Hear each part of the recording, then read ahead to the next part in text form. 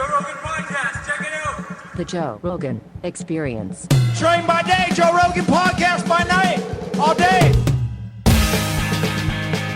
All right, champ is here. Last time I saw you, I think it was before the Madrigal fight, wasn't it? Wasn't it before that fight? I believe so. It was before that fight. And that was just around the time you were talking about fighting Canelo. And everybody was like, that's crazy. He's going to go up all the way to 168, 2 more weight classes above that. That's nuts. Everybody's got to shut the fuck up now. Yeah. You know what I say, skills pay the bills. They do. They do. Skills are everything, man. But the thing is, it's interesting. I watched both the Canelo fight and the Madrigal fight again recently. And Madrigal looked bigger. Mm-hmm.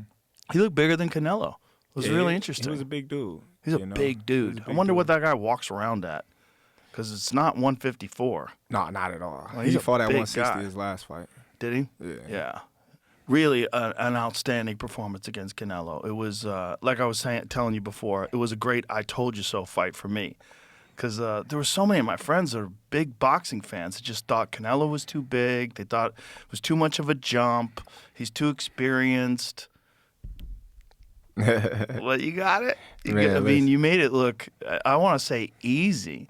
It wasn't that it was easy, but it was definitive. You know, it was such a clear victory. It was at one point when you were pity-patting him and then firing off hard shots, I was like, oh my goodness, he's feeling it. Yeah, I was in my element. I was in the zone, mainly because a lot of people was doubting me as well, you know, telling me I was going to get knocked out, I was too small, and I was just fighting for the money when I knew what I was capable of. So I was just like, I'm gonna show y'all what I'm really about, because this is not the first time that I done heard that, oh, he can't do this, he can't do that. I think your situation is very similar to when Roy Jones was in his prime. Because when Roy Jones was in his prime, everybody was saying, Roy Jones, other than James Toney, Roy Jones really hadn't fought anybody. And I was like, no, he's just that much better than everybody else. It makes it look like they're not good. Yeah. If you saw them fight against everybody else, you would say these guys are awesome. For sure. And I've been dealing with that my whole career, you know. People getting so much praise after fighting a guy that I already knocked out. You know, if they beat him, oh, such and such beat this guy. But me, it's, oh, you fighting tomato cans or you fighting bums and things like this. So it's just like. It was just because you're doing it so well. That's what it is. It's just people, they try to find flaws in every great performance. Mm-hmm. And the only flaws they could find is, yeah, but who are these guys that he beat? Mm-hmm. But you beat great guys. Champions. Yeah, I mean, listen, one of the more interesting fights to me was the Benavidez fight. I rewatched that again recently, too. That was especially a good fight. Because there's so much tension. Yeah. There's so much shit talking and tension and so many emotions. And he can fight. He can fight. You know, a lot of people, they looking at his injury, and he fought no different from before or after the injury.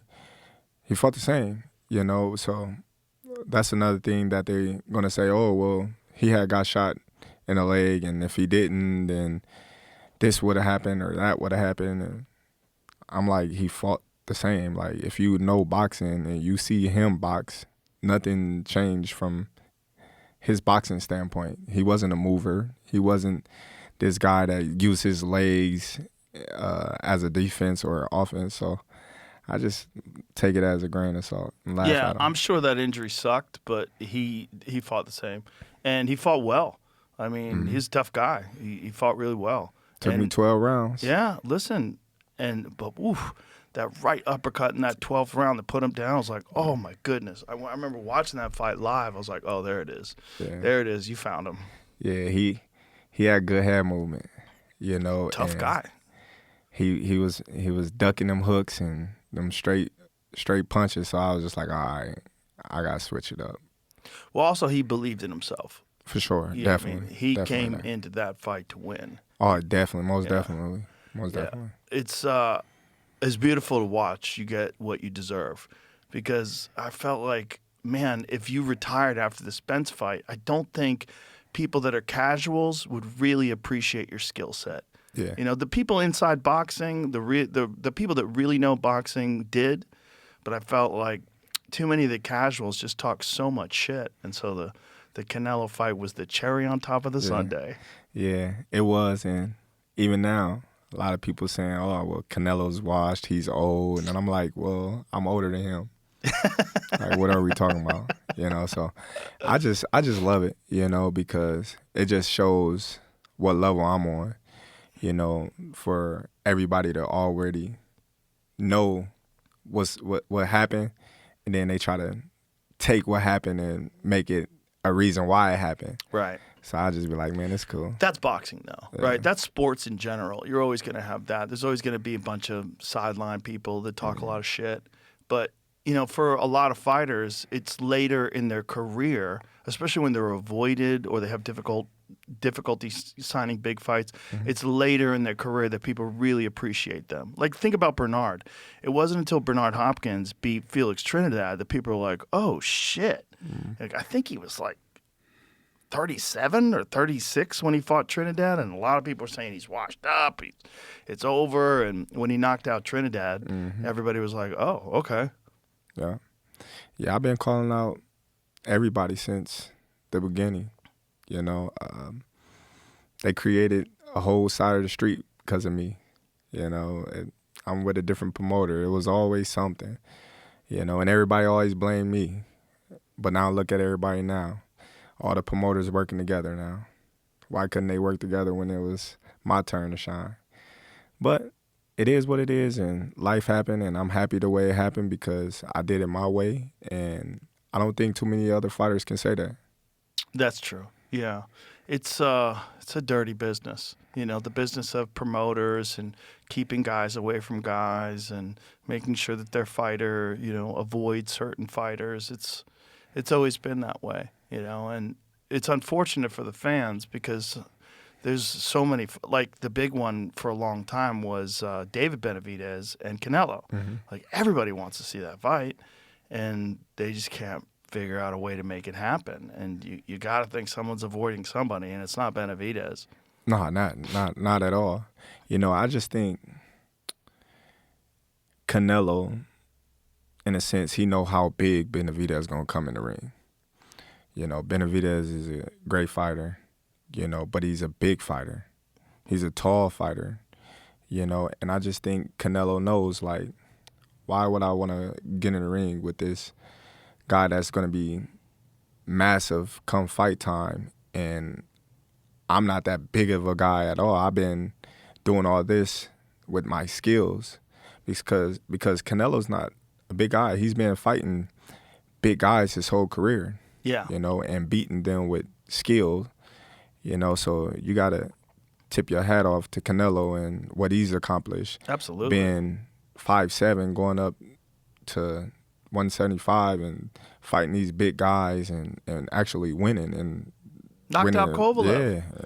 I mean, it was Kovalev later in his career, but he's still Kovalev. For sure. And then having the courage to fight Bivol in his prime. For sure. I think that's the fight that probably kept us from getting the Benavidez fight, the Bivol fight. Because I think after that fight, he's like, okay. Yeah, this dude's big. This is a little big. Yeah. Because Bivol, not just big, but he's got that Russian style, light on the feet, in and out, in and out, in and out. Good boxer. It's a difficult style to handle. Yeah. You know, and the only guy to beat Beterbiev was another beast. Yeah, so I think, you know, him knowing that, and then I think the disrespect that he got from Benavidez had persuaded him to go elsewhere. But, you know, there's been many boxers from the past that didn't fight people that they wanted to fight. Right. You know, look at Sugar Ray Leonard and Aaron Pryor. They never got that fight. So, and that's just one of many. So it's going to be like that. Well, it always seems at the end that it all worked out the way it was supposed to, you know, and that's how it felt like for me after your Canelo victory. Like, this is like, you know, all the bullshit. It's like now everybody has to shut the fuck up. It's like all the bullshit's gone. It's like now everybody's got to give you your just due. because that was a stellar championship performance. I mean, that was one of the all-time great performances because it was a Canelo that's, you could say whatever you want. I think he's still in his prime. And you just outboxed him. And you outboxed him, I mean, think about it. 40 to 47, 54, all the way up to 68. And you outboxed him. Oh, that's right. 35 first. Right. That's right. That's crazy. Yeah. That's crazy. Going up from 35 to 68. Yeah. And outboxing the champ. And the way you did it, too. It was so skillful. It was so beautiful to watch, man. If you're a fan of skillful, intelligent boxing, that was such a good fight to watch. Because, Canelo's a dangerous guy. He's a heavy puncher, and he puts a lot of power into his punches. He's kind of changed over the years and really relied more on his power. But, man, he knows how to land it. And when he lands it, he puts people in a lot of trouble. And, he just... There was this one move that you were doing where you were throwing a left hand and then a quick hook behind it before you even brought the hand back. So he was going to counter and you were throwing a quick hook. Yeah. I was like, oh, that is so pretty. That is so pretty. Trying to catch him in the counter. Yeah. Canelo is a great counter puncher, so you got to beat him to it. You got to counter to counter at times. Did that fight play out the way you thought it was going to play out? Yeah, most definitely. Exactly the way you thought it? Most definitely. We knew what we was up against. When I went to his fight against Berlanga and against the guy that's on his team, I forgot his name, Munguia. When I was with Turkey, I said, Turkey, he can't beat me. Just watching him from 135 to now, like live, I'm looking at him, I'm just like, I can beat this dude. Like, my confidence is getting more and more and more. And his last fight in Saudi Arabia, I was like, yeah, he can't fight like that against me. Which he didn't, which he definitely rose his game, but I just believed in myself that much that nothing was going to stop me from getting that victory that night. The fight in Saudi Arabia, he looked like undermotivated. Yeah. It looked like it wasn't a big enough challenge for him. He didn't look like he was in the same kind of shape physically, like when you look at him. He wasn't, and it happens, That's why I always train like this is the toughest fight of my career, because it is. Every fight is. And you never know what to expect with those type of fighters that nobody know about. Right. Them be the ones that sneak up on you and, you got to be ready for them. But he didn't come to fight. He moved the whole fight, and, Canelo was frustrated, and he was just like, man, this dude didn't come to do anything. Right. He came to survive. Yeah, so I could see where he was frustrated at. Yeah. Well, he probably thought he didn't belong in there with Canelo either, right? So he probably said, listen, if I just keep moving, I can get out of here with my dignity intact and just never get hit real good. Yeah. Yeah. It's fascinating now because before that fight, you were looked at as one of the best boxers today. Now you're looked at as one of the best fighters ever. And it's interesting how that changes, how people now look at your body. And then they look at Errol Spence before you fought him and go, Errol Spence can fight, man. He's a really good fighter. And a lot of people discredited your victory over him because of that car accident that he had, and maybe he wasn't as good as we thought. But now with the Canelo victory, you're in this rare air of, mentioned as one of the greatest of all time. Yeah. There's a handful of guys. It's very difficult to say the greatest of all time. Because people want to go all the way back to Sugar Ray Robinson. They throw Floyd in the mix, primetime Roy Jones. There's all these different fighters they put as the greatest of all time. But you are now in that conversation. That's got to be nice. It's beautiful, especially all the hard work that I didn't put in to be here at that pinnacle of the sport. Since I was 7 years old, I've been boxing, I've been fighting, I've been a fighter since day one. So when people compare me to like Sugar Ray Robinson and Floyd Mayweather and Sugar Ray Leonard, comparing me to who will win, that just let me know that I did my job well in the sport. Oh, you absolutely did. Now, you definitely done? Man, it's over with. It's definitely over? Yeah, I don't got nothing. So I told a couple of my close friends, I said, okay, since 2014, I've been fighting for something, a title. I won my first title in 2014, March of 2014. Ever since then, I've been fighting for titles, undisputed titles, undisputed, titles, undisputed. Like, just everything that I've been fighting for. Now I just come back, and it's just like, all right, what's the motivation? Just money? You know, like, all right, so what is on top of that? You know, because my thing was the money gonna come. You know, I was taking pay cuts after pay cuts after pay cuts because I knew what I wanted my legacy to be when I finished boxing. I want to be remembered as one of the greatest champions of all time, you know, and I think I did that, you know. So now it's like this last fight that I had, the height of it, there's no better finish than that to me. Yeah. What was on the line, coming from where I came from, all the odds that was stacked against me, all the things that I had to go through in camp to get to that fight, you know, it was just like, man, you did everything right. So what can top that? I love that.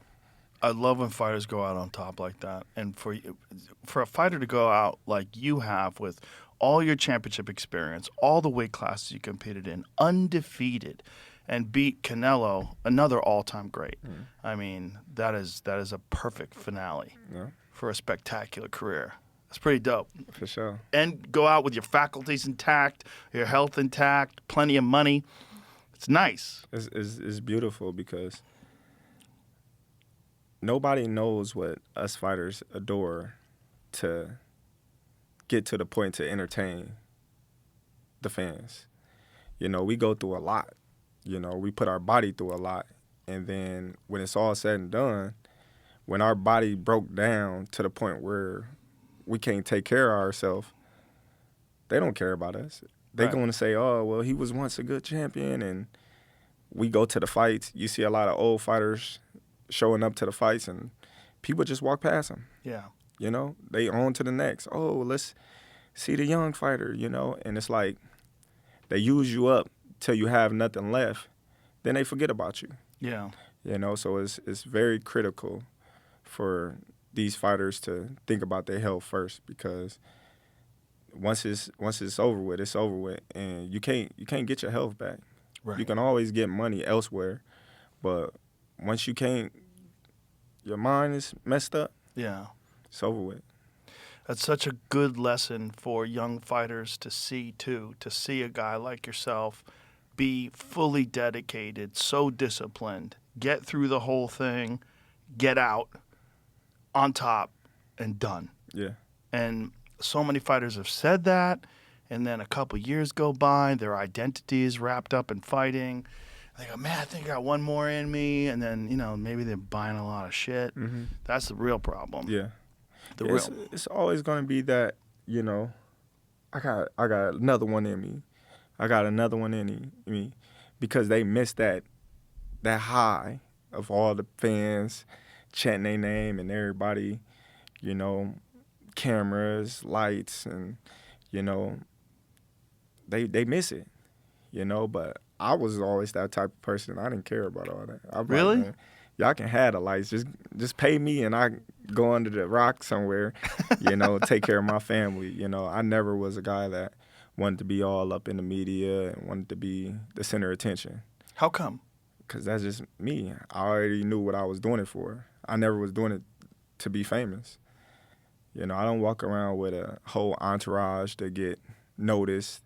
You know, I'll be under the radar. I do like that. You show up by yourself. But one time you showed up at one of the UFCs and someone said you were Kendrick Lamar, and they put it on the fucking screen. And I didn't catch it because I was doing the broadcast, but I was like, are you guys out of your you don't know who Terence Crawford is, and you're in combat sports? Mm-hmm. This is crazy. I think they did that on purpose. No way. No way. They Why had would to. No. It was just some moron in the truck. Yeah. Yeah, no, 100%. They did not do that on purpose. Right. No one in the UFC would ever disrespect you like that. No one would disrespect you like that. No chance. Yeah, I was sitting next to everybody, and I was like, did they really just do that? No, they did, Like- they did not do that on purpose. Yeah. That was just some dumbass that thought that you were Kendrick Lamar for some reason. Yeah. It was so stupid. And then I think they corrected it later in the broadcast. I don't know who it was. Right. I didn't even want to know. I'd yell at them. But For sure. For sure.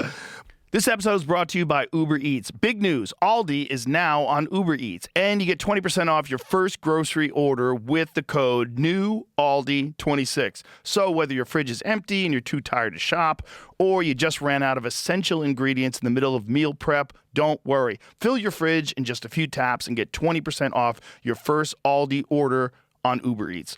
For orders over $60, you can save up to $20. Ends February 28. Terms apply. See app for details. But you roll very low key. Like, you don't show up with an entourage. You know, a lot of times you're just by yourself. Yeah. You know, and that's unusual for a guy who's achieved as much as you've achieved. Yeah, You know? people be so, like, surprised that, you know, they'll see me in the airport. They be like, you by yourself? I'm like, yeah. It's like, man, this is crazy. I would always imagine you with security guards, big entourage. I'm Right. like, nah, man, that's just a bill. Yeah. You know, you got to pay all them people to be around you. That's true, so, too. You know, I yeah. just be chilling. Yeah, I mean, every time you've showed up at the studio, you show up by yourself. Yeah. Yeah, I mean, it's another good example for young fighters to realize, like, at the end of the day, what are you really doing it for? You know, all that other bullshit, all the attention and stuff, it's very temporary. It's very fleeting. Mm-hmm. It goes away. Legacy and the glory of your accomplishments, that stays forever. And the respect of people in boxing that really know. Yeah, for sure. Yeah, that's what it's all about, and you've got that. Now everybody has to shut the fuck up. Yeah, they do. Everybody has to shut the fuck up. Even the people that said that, Canelo's stop. You were the same people saying Canelo was going to stop him. Yeah, same people that saying Errol Spence was going to stop me. Same people that saying Madrimov was going to stop me. Yep. And so forth. So it just got to the point where they got to accept it now. It's like, man, I've been hating on this dude for so long, you know, and he's just been proving me wrong time after time. It's like, let me just give him his flowers. Forget it, you know. That's beautiful. And for young fighters, it's such a good thing to watch. It's so good for young fighters to have an inspirational figure, to have someone who really does it, and does it perfectly, and does it in a way that is very unusual, because, like, you're one of the best switch hitters since Marvin Hagler, if not the best. Mm-hmm. You know, and like that. God, that is such an underrated skill. It was so funny. One of the times you were in here, you were telling me that your coach told you to stop doing that. Yeah. He was like, you need to focus on fighting orthodox the right way instead of switching to southpaw. I was just like, all right, switch southpaw again. Then it was just like, he was like, all right, well, if you're going to do that, we're going to train like that. I was like, all right, let's train like it, because I'm going to keep switching, because it just came so natural. Yeah. I'll be in there, boom, boom, boom, boom, boom, and then I just switch like unthinkable. Bop, bop, bop. Yes. Man, you know, it was just, I win. He was all right, we're going to train like that. Well, it's such an underrated aspect of boxing if you can do it, because you have to recalibrate where everything is coming from every time you switch. Different angles, all that. In MMA, it's become commonplace. In the beginning of MMA, it was a lot of people would stand one way or the other. And now a large percentage of these young guys coming up are constantly switching, because it hides combinations, it hides different techniques. There's so many different things you could do in MMA off a switch, because you're switching and kicking, you're switching and punching, you're kicking, and then now you're in southpaw and you're throwing left hands instead of right hands. It's like things are there's so much overload of the mind where you have to calculate all these different things. And if you don't spar on a regular basis with a very crafty guy who switches a lot, it could fuck you up inside the cage. Yeah, because some people, they have better chances on one side than the other, you know, and then when you switch on them, it's just like, oh, I hate fighting southpaws. Right. You know, and just do something to their brain, you know, because they might be slower moving one way than the other way. Well, everything looks so weird when all of a sudden the jab's on the right side and the left, and then your brain has to like. Got to worry about the hook now instead of the straight.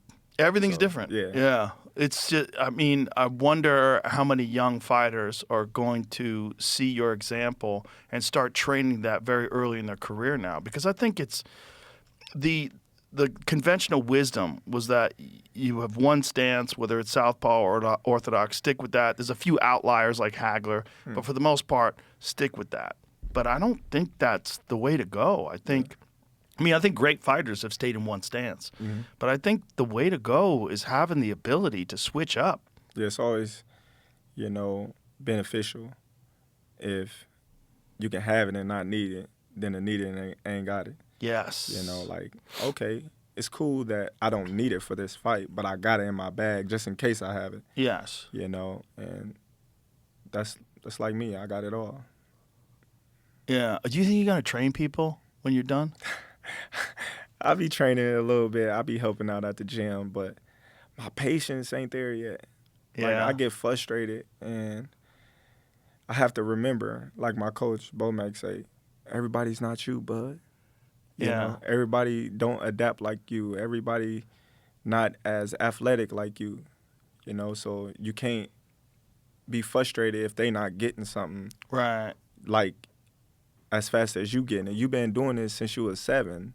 There's some of these kids that started when they was teenagers, so you got to give them grace, and take your time with them. And some of them, they flat-footed, and you just got to train them into their style. Everybody not going to have your style. So when he explained that to me, I was just like, yeah, you're right.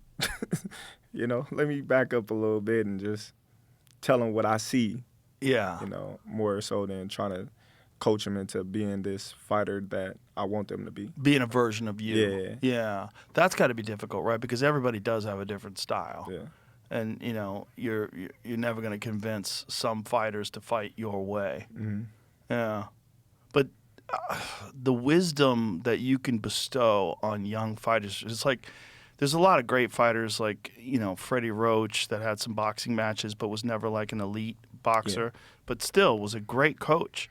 But to have an elite fighter, to be a coach, it's like there's an element of that. First of all, there's an element from the young guy coming up, like you want to impress. You got Terence Crawford in your corner, you want to impress him. Buddy McGurk did a fantastic job, and he became a great trainer.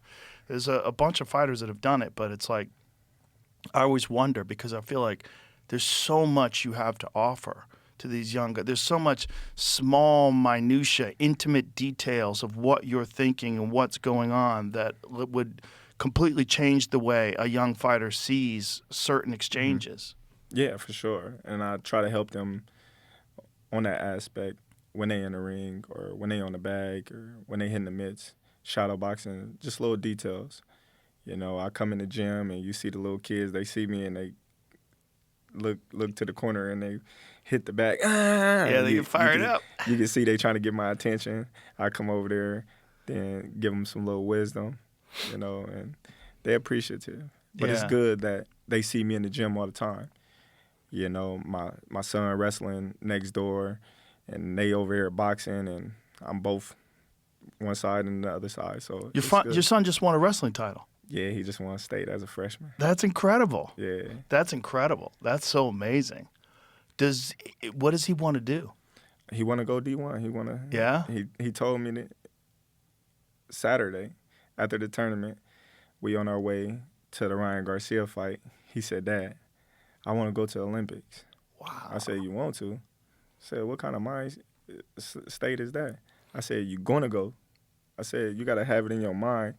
You going. You can't say you want to go. You got to say, I'm going to the Olympics. That way you already programming it, for the future. How did you learn that mentality? Man, being doubted my whole life.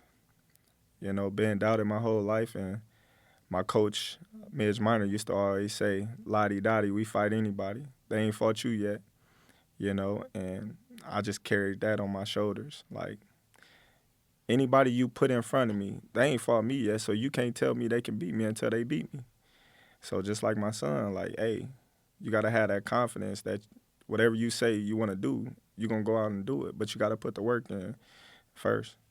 So in that sense, doubters give you fuel. Oh, yeah. Oh, yeah. There's a lot of people like that. Oh, a lot of yeah. people like that. They live off the haters. Yeah. Oh, yeah.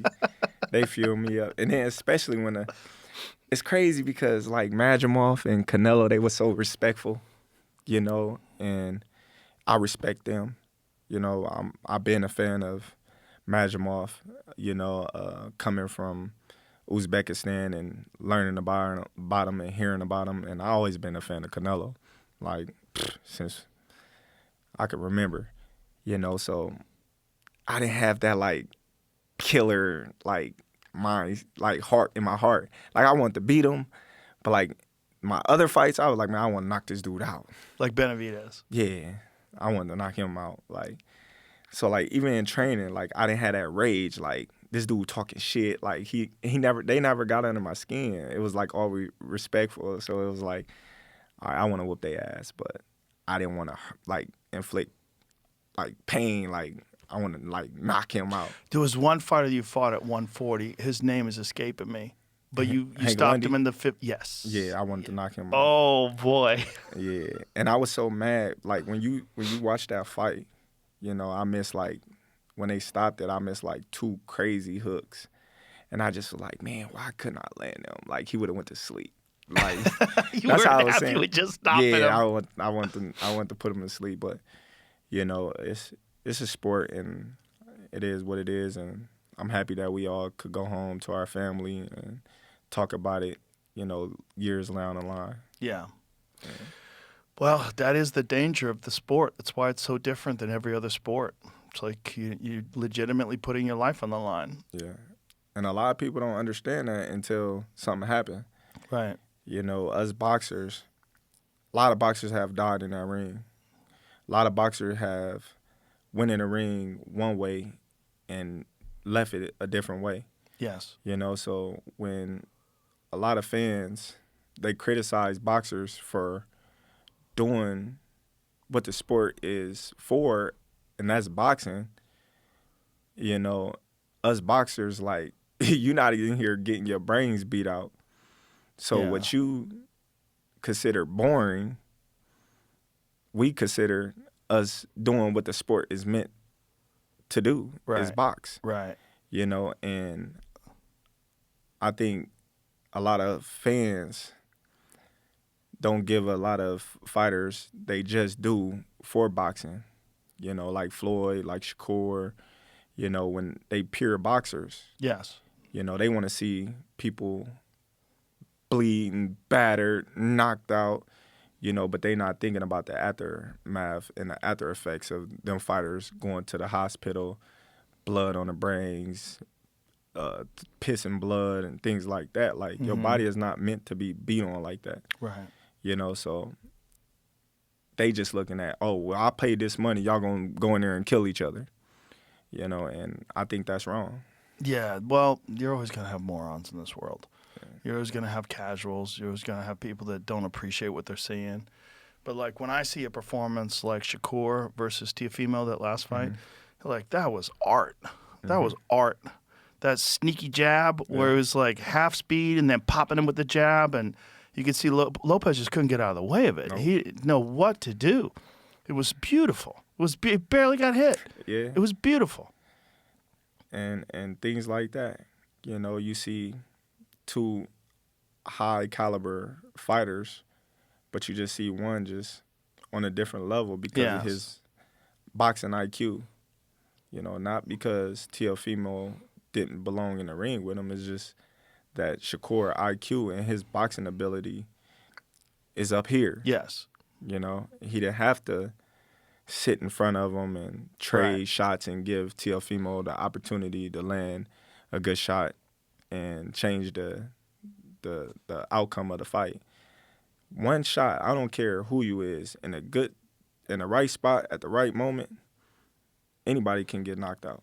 Without a doubt. Yeah, without a doubt. I mean, the human brain is not designed to get punched. Right. It's just not designed that way, especially big punchers. And when you see a guy like Teofimo can crack. He's a big dude, and he's a world champion. And it was one of the most lopsided performances ever, where you see one world champion challenging another world champion. For sure. I mean, it was art. To me, I was every moment of that fight, like up until the 12th round, I was just like, there was multiple times where I was like, oh, oh my good. It was just beautiful. It was just, I love watching a guy at the pinnacle. You know, watching a guy where everybody else has got to go, wow, I didn't think it was going to go like this. Because, you know, Teofimo's a super aggressive guy, beat Lomachenko, he's got a nasty jab, throws big power in his punches, he's tough as hell. You know, a lot of people are like, this is going to be a tough fight. And Shakur and he didn't run, he stood right in front of him. That's the other thing. He wasn't getting hit, and he was right in front of him. I mean, that was art. That was art. That's boxing at the highest level. And I'm fascinated because now they're talking about him and Ryan Garcia. I am fascinated to watch that fight because Shakur's a different animal. Ryan looked amazing in that fight. I mean, he looked amazing. I mean, he looked so fast, and it was a beautiful fight to watch. But that's an interesting fight. I like that fight. Shakur and him, I like that fight a lot. Because Shakur's just a different animal. You're dealing with a whole different kind of skill set. Yeah, Shakur. Listen, I went down to camp before he fought Teofimo, and I seen his focus and the level of, you know, intense training he was doing. And I said, I don't know it all, but I know Shakur gonna whoop Teofimo's ass. I tweeted that way before the fight, you know, and he went out there and did it. Ryan looked spectacular in this fight for what it was. I don't think Barrios came to fight. You know, Ryan was boxing great. You know, the jab was working, the overhand right was working, and he looks out at me at the end and said, "You see my jab?" I said, "Man, it was working." That jab was beautiful because we're not used to seeing Ryan jab. Right. You know, or his right hand. Or boxing for that matter. Mm-hmm. You know, he was boxing beautiful. Beautiful. You know, and I commend him on that. Like he aced it, you know, but when it comes to Shakur is not a Barrios.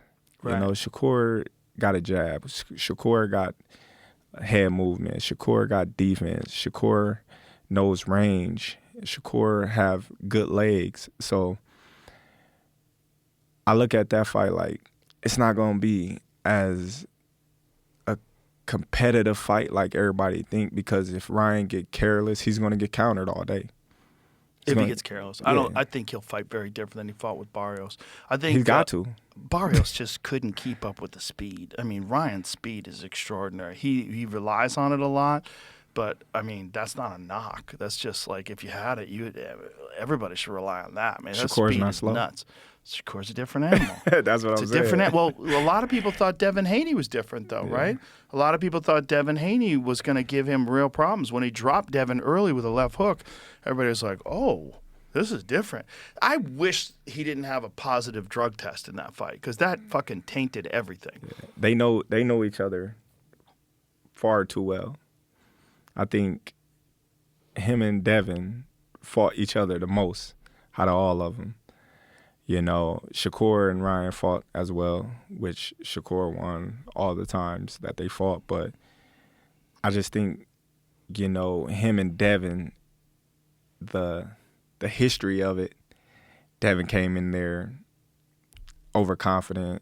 Ryan, you know, being juiced up, you know, added a little whatever it did. But, you know, you can't take away from him landing the punches that he was landing. You can't take away from the performance that, you know, he was doing. But when you on steroids, that add to. It definitely adds something. What was he? What did he get popped for? Do you remember? I don't even know. I just Jamie, know. find out what he got popped for. It was a very low level of whatever he got popped for. Yeah. And a lot of people say, "Oh, the levels, it wouldn't even matter. It's such a small level." The problem is there's a lot of ways you can mask the amount of steroids you have in your system. And that's one of the reasons why the UFC banned IVs. Because you can flush your body out if you super hydrate with IVs. I don't know what you're supposed to put in the IV, but there's some nutrients that you can put in IVs that will mask any traces of performance-enhancing drugs, which is why UFC, you have to hydrate. This is drug-free sports policy and USADA's policy. You have to hydrate only with drinking liquids. You can't hydrate with an IV. And when you use an IV, which I don't were they allowed to use IVs to rehydrate? I don't know. When you use IVs to rehydrate, you can mask a lot of shit. So if he did use an IV to rehydrate and he only showed a trace amount, that's still that. What did he test positive for? Lost. I missed which fighter you're talking about. Ryan Garcia. Oh, that's right. Ryan Garcia when he fought Devin Haney. The fight got overturned, right? It was a no contest, which is very unfortunate because it was a clear victory, one of his best victories ever. Dropped Devin, had him in trouble a bunch of times. Dropped him how many times? A few. Yeah, a few times. Yeah. He looked fucking great in that fight. Yeah, he did. And I think, unfortunately, that positive drug test just... Ostarine, yeah. Okay. I think, both of those fights is great fights for Ryan. Ryan's in a great position right now. Oh yeah. He got the Rolly unification fight. He lost to Rolly. Right. He got that fight that he can, try to avenge in a unification fight. Rolly looked great in that fight. He got Devin. Yeah. In a unification fight. He got Shakur in a spectacular fight. So Ryan's in a great position right now. If Gervonta comes back, he's got that rematch. I don't think Gervonta is going to fight him without having those type of clause. The rehydration clause? Yeah, bring him down, and you got to do this, and you got to do that. So that's crazy. Those clauses are crazy. Yeah. You can't weigh more than X when you get into the... Fuck off with that. That's like with me and Canelo. I'm like, man, listen, I'm challenging you. Yeah. You can weigh whatever you want. I don't want no excuses. Hey, it is what it is. All you got to do is weigh 168. Yeah. And then after that, it is what it is. Well, that's the same shit that Floyd made Canelo do. Yeah. Yeah. That's where they got it from. Yeah. that's where they got it from, you know what I mean? The thing is, these guys see that big number, they see those purses, and they go, oh, I can fight good. Yeah. I'll just get a little smaller beforehand. It's just not smart. Yeah, your body's not going to react when it's not fully hydrated. No, not a chance. It's the worst way to fight. Yeah. I think guys who cut a tremendous amount of weight, they do themselves a terrible disservice. They really do. I think it's terrible for your body. What's the most you ever had to cut? The most I ever had to cut was probably like 25. Whew, that's a lot. Yeah. What weight was that, 35 or 40? 47. 47, really? Yeah. Wow. My last fight was Spence. And when did you start your cut? Months. Months out. Yeah, months out. So the week of the fight, what were you at? Probably like 152, 54. Oh, okay. Yeah. That's very good. Yeah. That's very reasonable. See, MMA fighters do it in a fucked up way. Them last couple of pounds is tough. Yeah. Them last couple of pounds are tough. And I just knew that it was over with.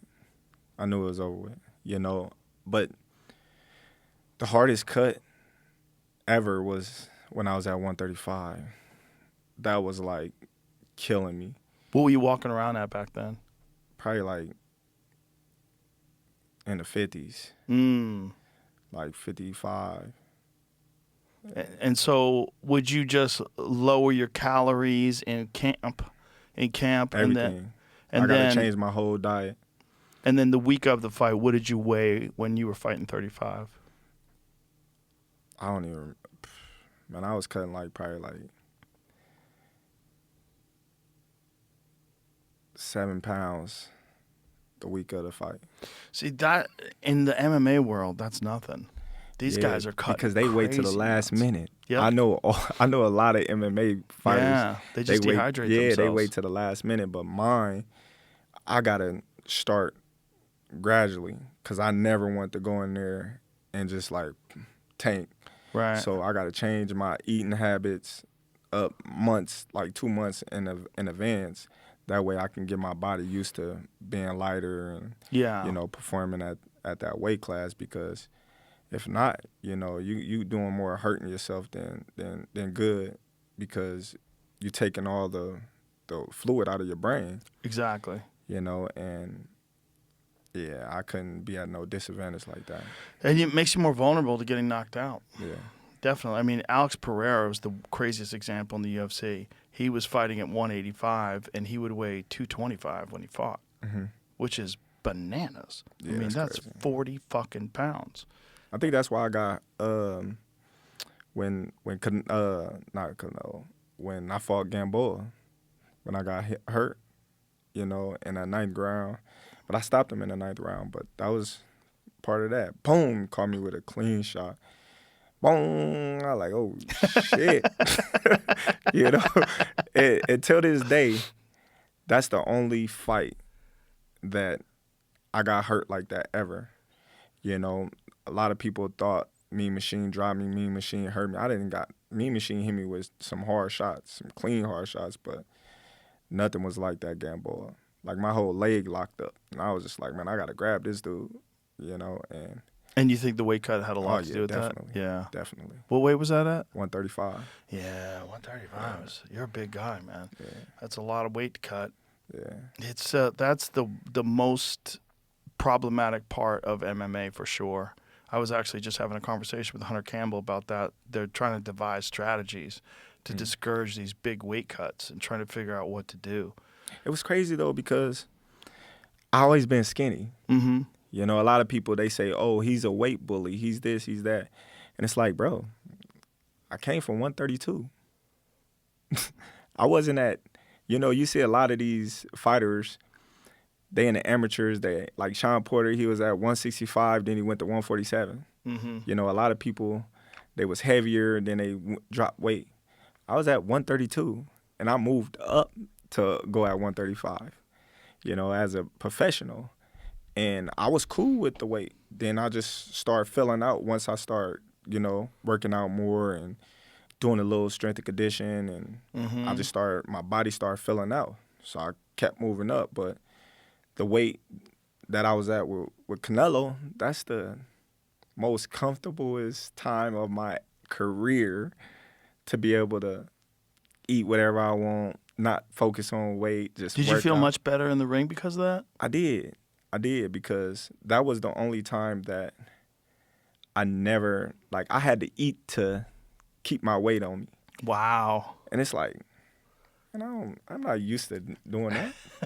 I'm used to, Starving. We got portions. It's like they feed me big meals. I'm like, I can't eat all this, But so that was the one camp that it was like the weight wasn't an issue. Do you have a nutritionist in camp? Yes. And so how do they do your meals? Is it all based on X amount of protein, X All amount that, of carbs, it's all weighed out? All that. Yeah. Yeah. And then they weigh you, Yeah. check you, make your body fat. They asked me what I weigh in the morning, every morning. What did you yourself. weigh like when you got into the ring?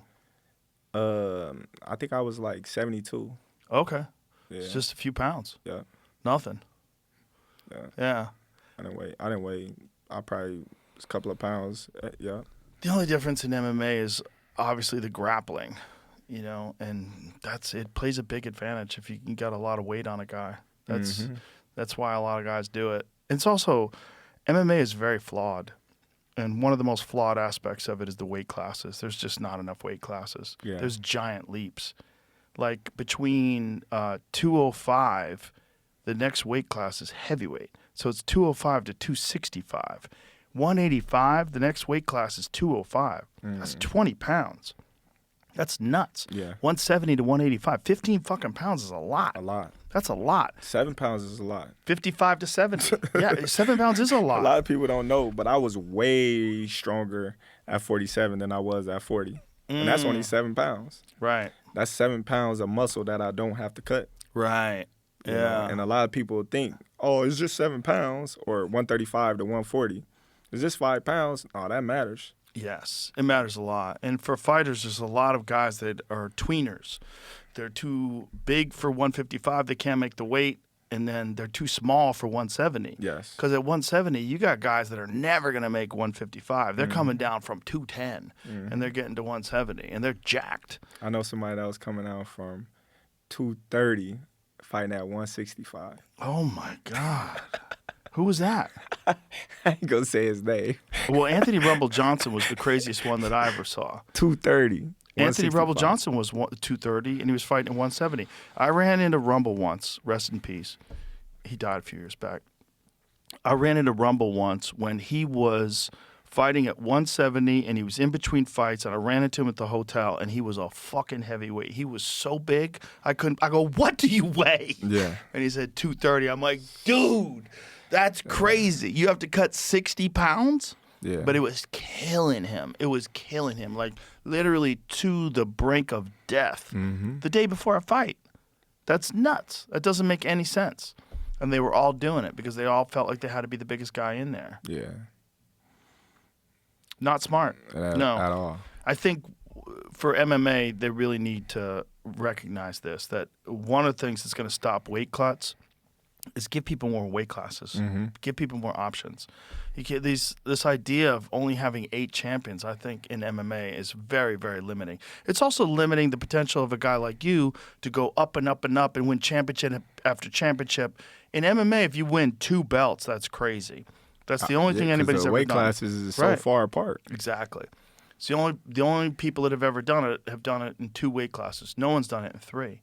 You know, Pereira might try to do it at heavyweight. He might try to go up to heavyweight now because he's walking around like 240, which is crazy because he used to fight at 185. It's nuts.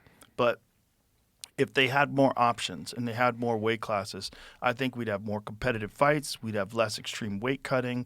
We'd have healthier fighters. Just more champions is better. I mean, there's a lot of guys that could be champions. There's not a weight class for them.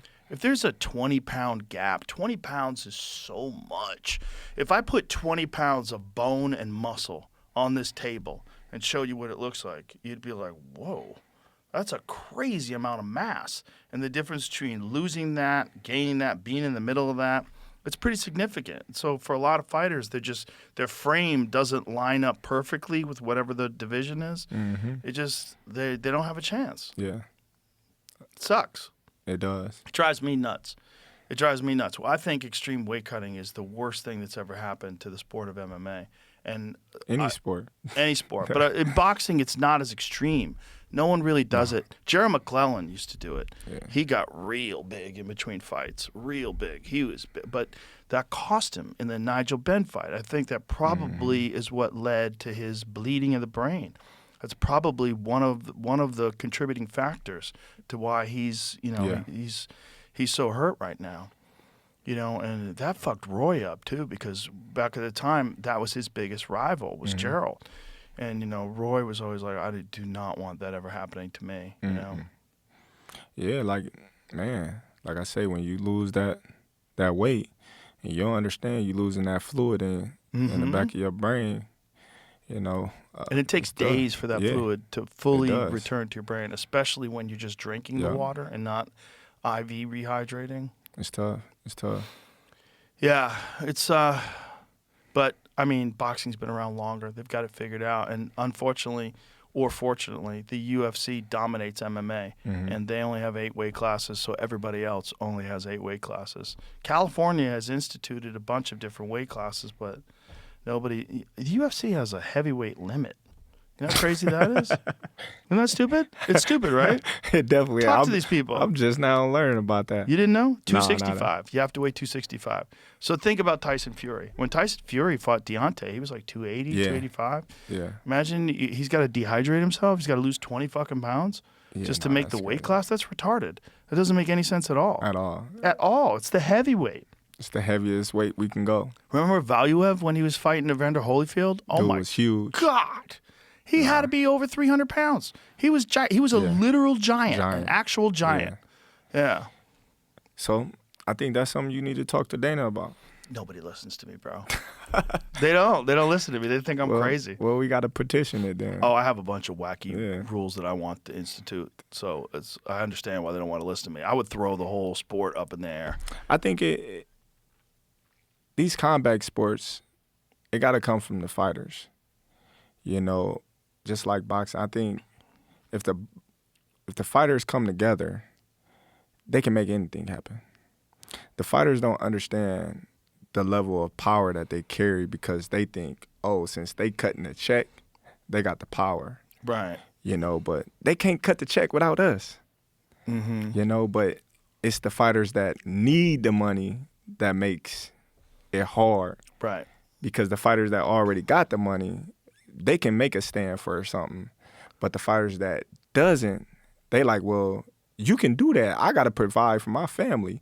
You can take a chance of going at the organization for a year or however long it's going to last, but who going to pay my bills? Right. Who going to put food on my family table while we doing this, while we making this stand? So it's a little tougher for them to make that stand than a person that's already established. Yes. You know, and I think that's where, you know, the seesaw effect happens with boxing and UFC because UFC is more extreme because it's really just the UFC. Yeah. It's really, I mean, even Francis Ngannou, right? Francis Ngannou, one of the most devastating fighters to ever compete in MMA, UFC heavyweight champion. They couldn't get a deal signed, and he winds up leaving and goes to the PFL. But nobody's watching. Mm-hmm. Nobody watches. Nobody cares. He knocked out some dude in the PFL, and nobody cared. Is he making more money? Yes. He care. He cares. Well, that's why he did it. Yeah, that's all that matters. A great deal with the PFL, and then he got to box Tyson Fury, boxed Anthony Joshua. Doing well. Doing well. Much more money, for sure, Doing well. which is good. But the fortunate and unfortunate. Fortunate that the UFC is the best promotional organization that's ever existed. They really know how to do it. They do it right. They make stars out of these fighters. They give them all these opportunities. They get the most asses in the seats. Every pay-per-view sells well. When there's a UFC pay-per-view, people line up to see it. There's a bunch of stars in the UFC. But unfortunately, when they're in other organizations, even if they're getting paid more, nobody knows who they are. Mm-hmm. And so if they want to come to the UFC, they have to take a pay cut, which is crazy.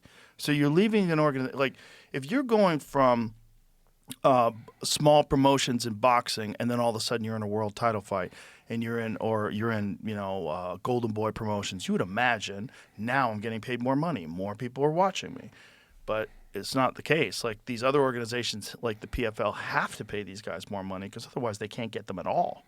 Because everybody wants to fight in the UFC. It's not a monopoly because there is other options. There's ONE FC, there's PFL, there's some organizations in Russia and other parts of the world, but the reality is it's like the NFL or like, Q-tips. It's like it's got a name. It's the NBA. Nobody wants to watch some new basketball organization. Nobody wants to watch the XFL. Do people watch it? I don't know. But it's not the Super Bowl. It's like there's one big organization. That's the NFL. There's one big MMA organization. That's the UFC. And for these guys that want the glory, they want to be known as the best in the world, there's one place to be. So it's very difficult for those guys to hold out for more money. It goes back to identity and what you're doing it for. Right. That's what you got to ask yourself. Is you doing it for fame?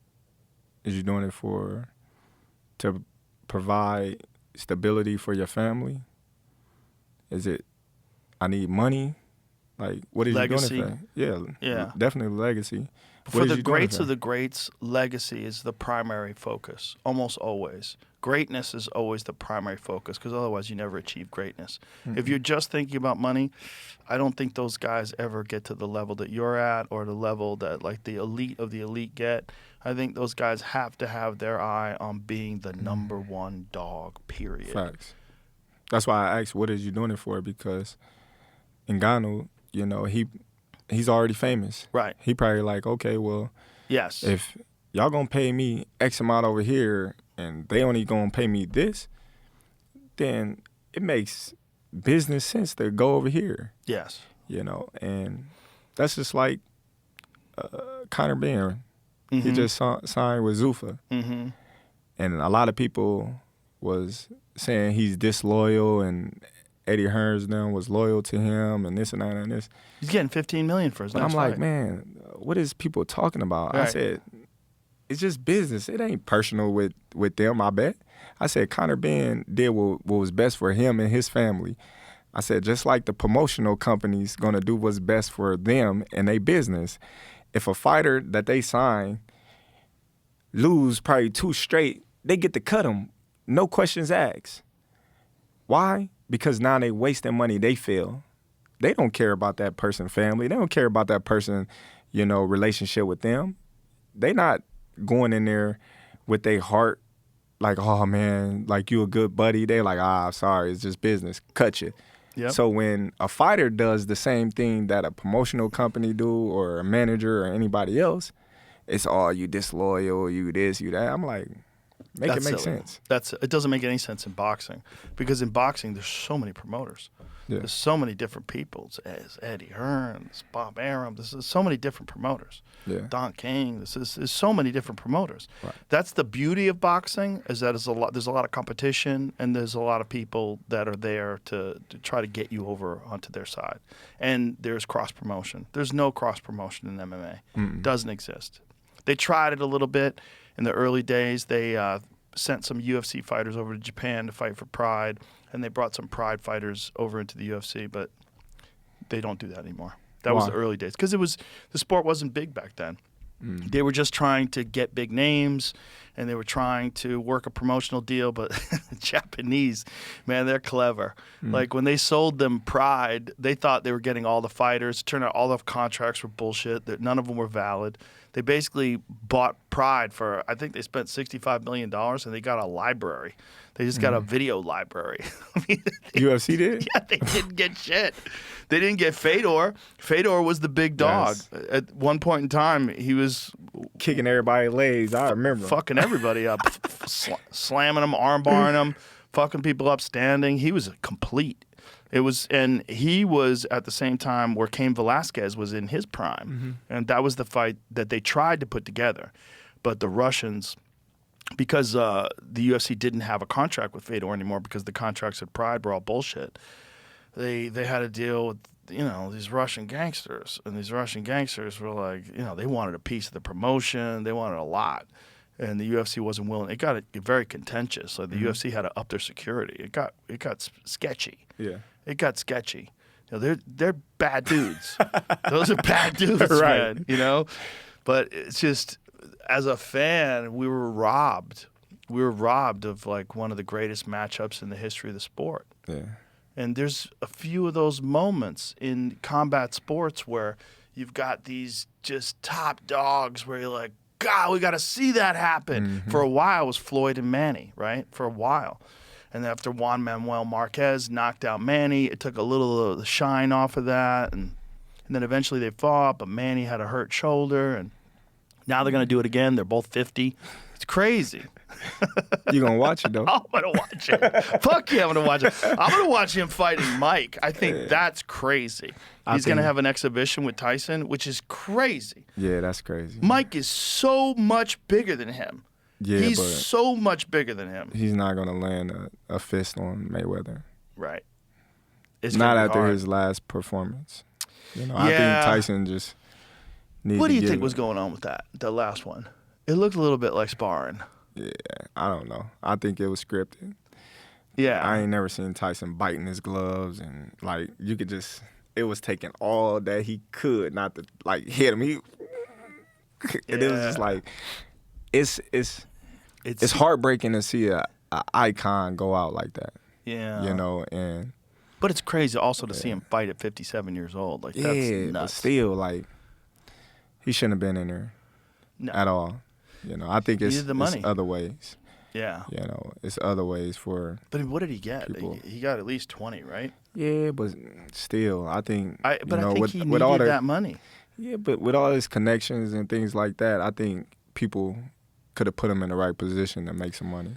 If he's got people with him that are looking out for his best interest. But you know how it is. When there's a guy like that that's a big name, usually everybody around him pretends they're looking out for their best interest, but there's always lawsuits later on. You find out someone was stealing money or not paying him what he deserved. There's always a bunch of bullshit involved. Yeah.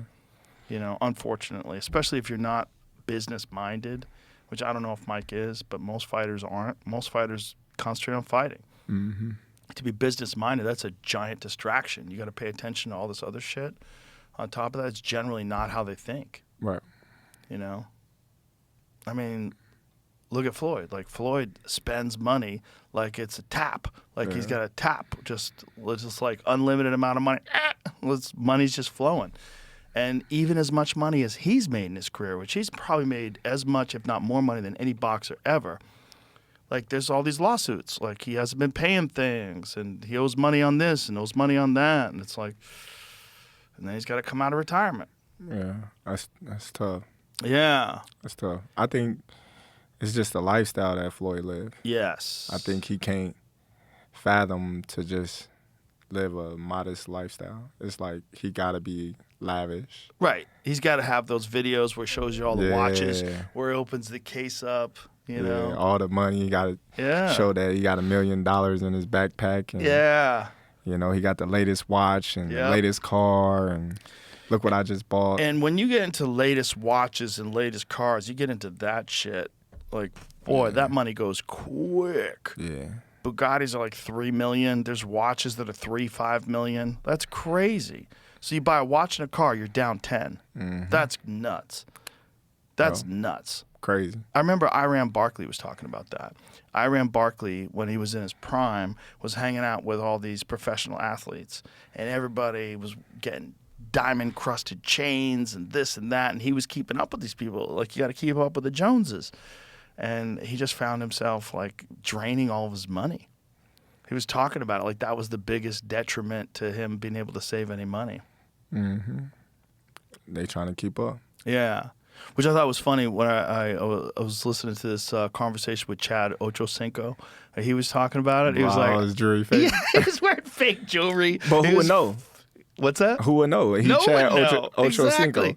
It's Fake like when they look jewelry, at him, like flying yeah. economy. He was sleeping at the stadium, like, so he didn't have to pay for an apartment. So smart. Yeah. So clever, you know? But that's a guy, like, preparing. Like, Ain't nobody gonna question him. You know, they know. Exactly. Oh man, this NFL star, he got money. Yeah. You know, so we're not going to question if his dime is real or not. Well, you really can't tell. Right. I can't. I You mean, can't. you can't tell until you get a magnifying glass on them. Or that's why they say we got these diamond testers. Yeah. They want to test your diamonds now. Like, come on now. Yeah. It's just all illusion anyway. Do you fuck around with any of that stuff? I got jewelry, but I'm not paying all that money for no jewelry. Yeah. No, we can get some sponsorships. Yes. But me keep spending hundreds and millions of dollars on jewelry, nah, that ain't me. It's just not smart. Yeah. And you don't get out of it what it costs. Like, if you think about how much No, blood, sweat, what? sometimes you do. What do you get? Now, if you buy it from the factory, now if you get you a Rolex from the Rolex store, you know, you might can get some money back from You it. can flip it. Yeah. That's Now- true. Now, buzz downs, no. But if you get it from the actual store, the Protect store, the Rolex store, That's true. them type of stores, Keep the box You and know? the papers. Yeah. It's worth a lot of money. It's Yeah, worth then- more money. then it's Yeah. an investment. But all them other ones, the chains and stuff like that, no. You don't never see a billionaire with no chain. No. You see it with a good watch, though. Yeah. Yeah, see it with a good watch. Yeah, that's true. It's just the trappings of fame and also showing everybody that you have that money, the trappings of wealth, you know, competing with all this other, getting your own private jet, all that stuff. It's like, ooh. I learned from them. I learned from them because the people with the real wealth, you don't know they got the wealth. Right, You know? right. They walk around in plain Jane clothes, know nothing. Yep. You know, but the people that have a little bit of money, they want you to know that they got a little bit of money, but they don't have the wealth. Right. So I'd rather be wealthy than rich any day of the week. Yes. And sneak around. Yeah. Yeah. Yeah. And keep it. Yeah, there you That's go. the thing. Because a lot of what wealth is never having to worry about money. Ever. That's the big thing. Just have that money invested, have that money making money for you. Don't spend it all on stupid shit. Live a modest life. Live a normal life. You're much better off. much, Save it for especially your a professional kids. athlete, because you have such a small window of time. I mean, a lot of men don't even make their real money until they're deep in their 40s and 50s. Or the end of the 30s. Yeah, yeah. Look And- at Floyd when he fought De La Hoya, then he fought Gotti, then he started making some real money. Yes. You know what I mean? But I mean, that's for a pro athlete. But for most of these like really wealthy business people, most of them, unless they're tech investors, Oh, yeah. they're making their money later in life. And so you have all this opportunity to keep growing your wealth. But when you're an athlete, you got a small window of your prime. Your prime is essentially like maybe 20 years. Maybe 20 years you can make money, from 20 to 40. But for a pro athlete, unless you're Tom Brady, 40 is the end. Or unless you're Bernard. Bernard was fighting at a world-class level at 49, 50 years old, which is crazy. Crazy. But that's because he take care of his body. 100%. He don't put nothing Super crazy in disciplined, it. never gets out of shape, never puts any bullshit in his body, and also that mindset of what he learned when he was incarcerated. Yeah. Like that, like discipline is everything. Discipline, never knowing you're never going back to that. Don't buy anything stupid. Don't be dumb with your money. Don't be dumb with your body. Take care of yourself. Never get out of shape. Always keep your conditioning up. So when you go into camp, you're not struggling to get back in shape again. You're already in shape. Now you're just working on your skills and honing everything to a razor sharp edge. I think that goes to, like I said before, the people that you have around you, you know, that want to see you be successful, and the people that you can learn from, and the people that you can get advice from. You know, when they see you about to do something that you shouldn't do, they be like, hey, man, we ain't doing that. Come on, let's go. Or they'll call you, be like, let's go run. I'm not doing that. Let's go jog, or let's go to the gym, or let's go eat some healthy food. People that want to see you be successful, not the ones that say, hey, let's go party, let's go drink, let's go do this. Let's do cocaine. You know, yeah. I think those the people that you need to get from around you. 100%. The ones that see you doing things that you shouldn't be doing, but that's cool with them seeing you doing that. Yeah, that's They're also not the friends. problem with an entourage, too. Yeah, for sure. These guys who roll with an entourage, you always got one dude who's fucking up in that entourage. And there's conflicts in the entourage between dudes, and it's like you're managing a whole team of knuckleheads. It's like, oh, God. Yeah. Just so that you could roll deep when you show up at a place. You have 30 dudes hop out of SUVs, Yeah. like, oh, he's here, he's here. Look at that group behind him. I don't need none of that. That's I beautiful. don't need none of that. That's a valuable lesson for young fighters to see your example. I'm glad you live the way you live. I really am. I really am, because I think it's so important for guys to see.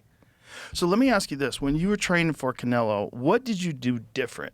So knowing that you're going to be fighting at 168 instead of 54 or 47, what did you do different in terms of, did you do anything different about strength and conditioning? How long did you prepare? Like, I know you were thinking about that fight for a long time, but like when you were physically preparing for it, knowing that you were going to be fighting him at 68, what did you do different?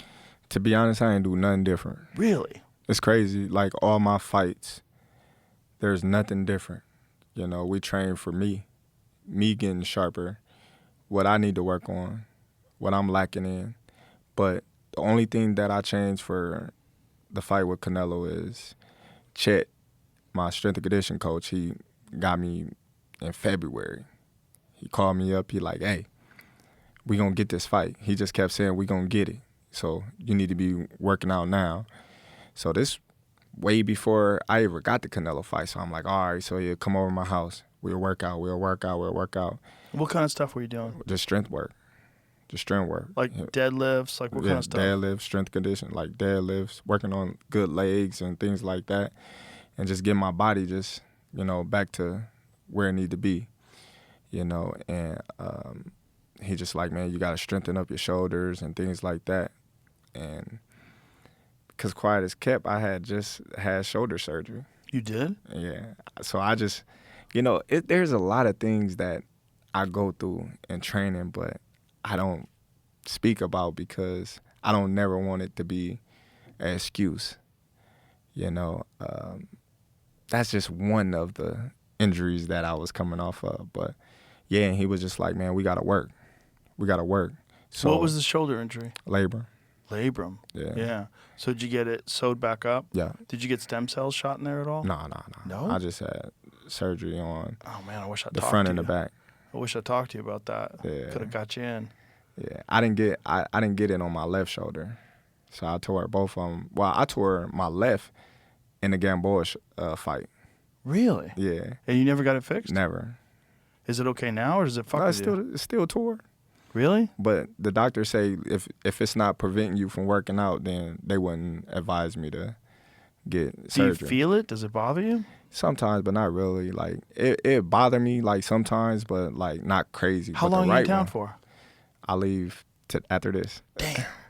I But wish the I right one, that was crazy. Like it was hurting when I was sleeping after the Majimov fight. Oh, really? Yeah, after the Majimov fight, it was like throbbing. And then it was just like, man, we better get it done.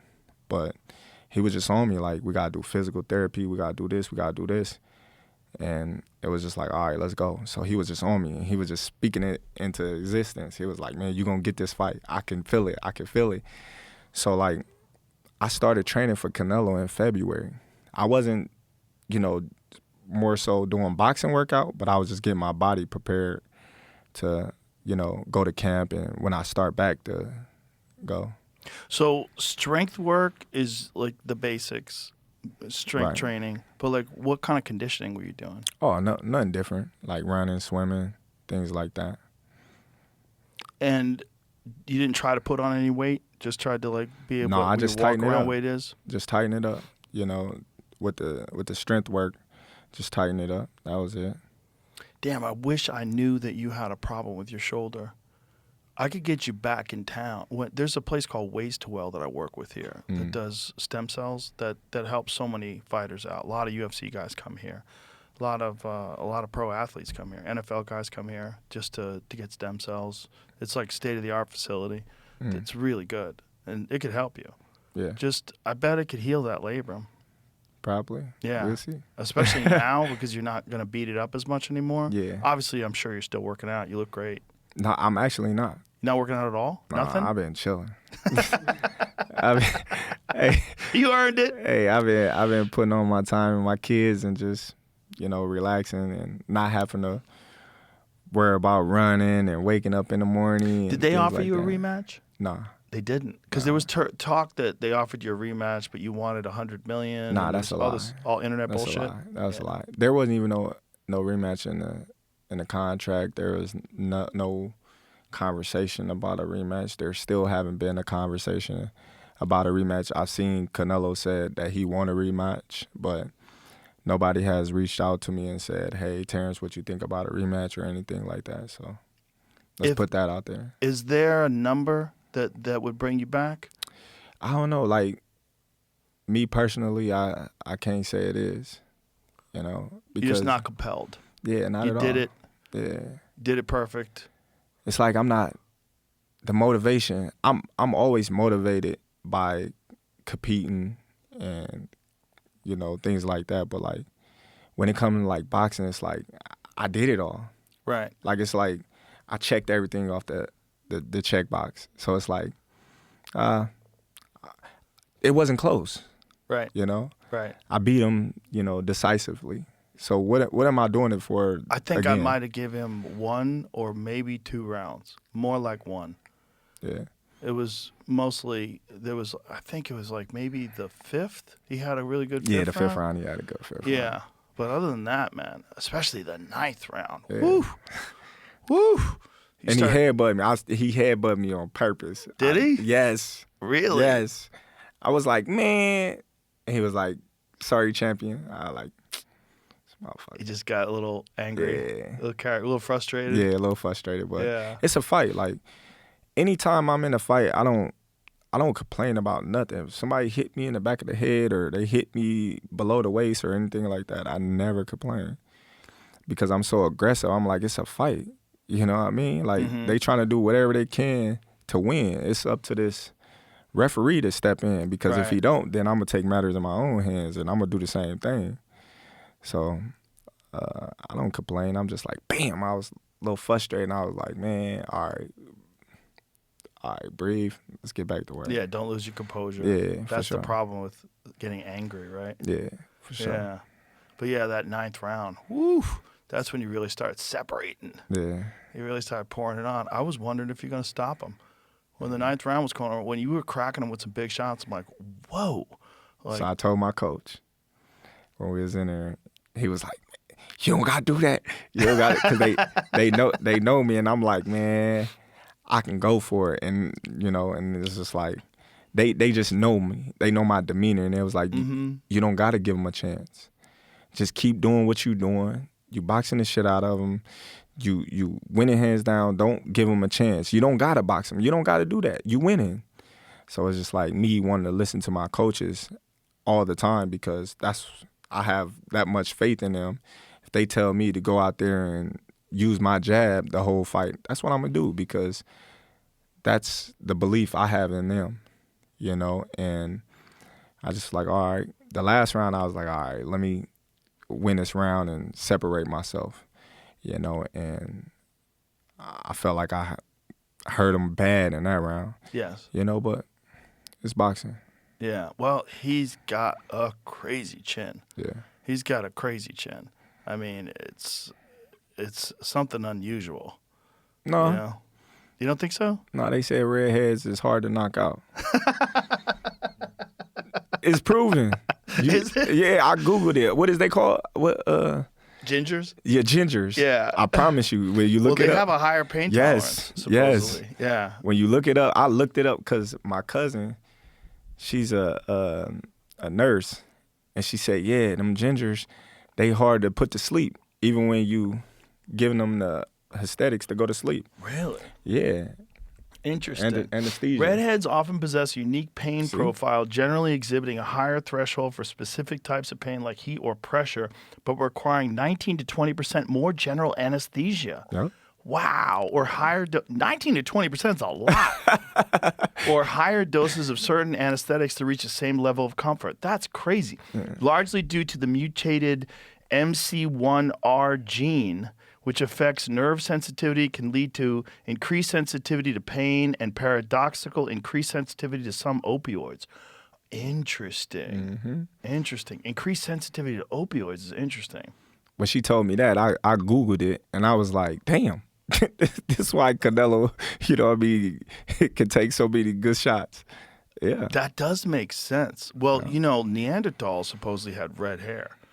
So maybe like redheads have more Neanderthal genes. Probably. The Neanderthals were brutally strong. I thought wonder if she was that's where playing. it comes from. I thought she was playing at first, man.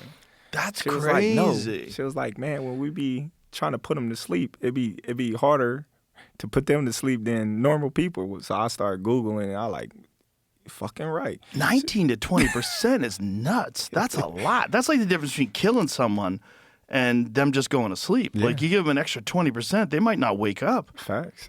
That's crazy. 19 to 20% is wild. Yeah. Well, I was talking to Jim Lampley, and I didn't know this, but Canelo has always been riding horses since he was young. That's good for his balance. Yeah, And them legs. and the legs. Yeah, it's his base. Yeah. That's a big part of it. Also, he's got that thick fucking neck, big square head. Like he been doing the iron neck Quick all his search life. says Neanderthals have a different mutation that actually gives them more sensitivity to pain Interesting. than most humans. More sensitivity. Yeah, Lower threshold. Interesting. that's like the opposite. Wow. Even though they're redheaded. Yeah. Yeah, so he ain't one of them. He ain't one of them. He the other one. It's one of those Mexican redheads. Right. Yeah, it's wild. That's crazy. But yeah, I never thought the horse thing. Like Lampley was explaining, it was like, yeah, the balance and the legs, because you're constantly squeezing down on that horse and you're Yeah. constantly adjusting and your core and everything. I'm like, oh, I never even thought of that. I would just think, fucking, why are you riding horses when you're a world champion? Don't do that. People fall off horses, they break their fucking neck. Don't do that. Yeah, I seen a guy break his arm. They wanted me to take a picture on the horse, and my bro Manny was like, man, I don't know about these fucking horses. These horses be crazy. I said, man, I rode horses before. He was like, yeah, but it's a lot of people around. And he asking the guy about the horses, and the other guy was like, yeah, he can get on this horse. So I get on the horse, I take the horse, I take the picture, and I get off. longer than like 10 minutes, this guy on his own horse, his horse just go crazy, buck him off. Boom, he broke his arm. This in the parade, and the horse is just running wild. I'm like, he said, see, this is what I was telling you. He was going crazy. He was like, see, I told you these fucking horses. Yeah. But it wasn't the same horse. It was a different horse. Yeah. But he was just like, see, that's why I was telling you, these horses be fucking crazy. Yeah, you just never know with animals. Yeah.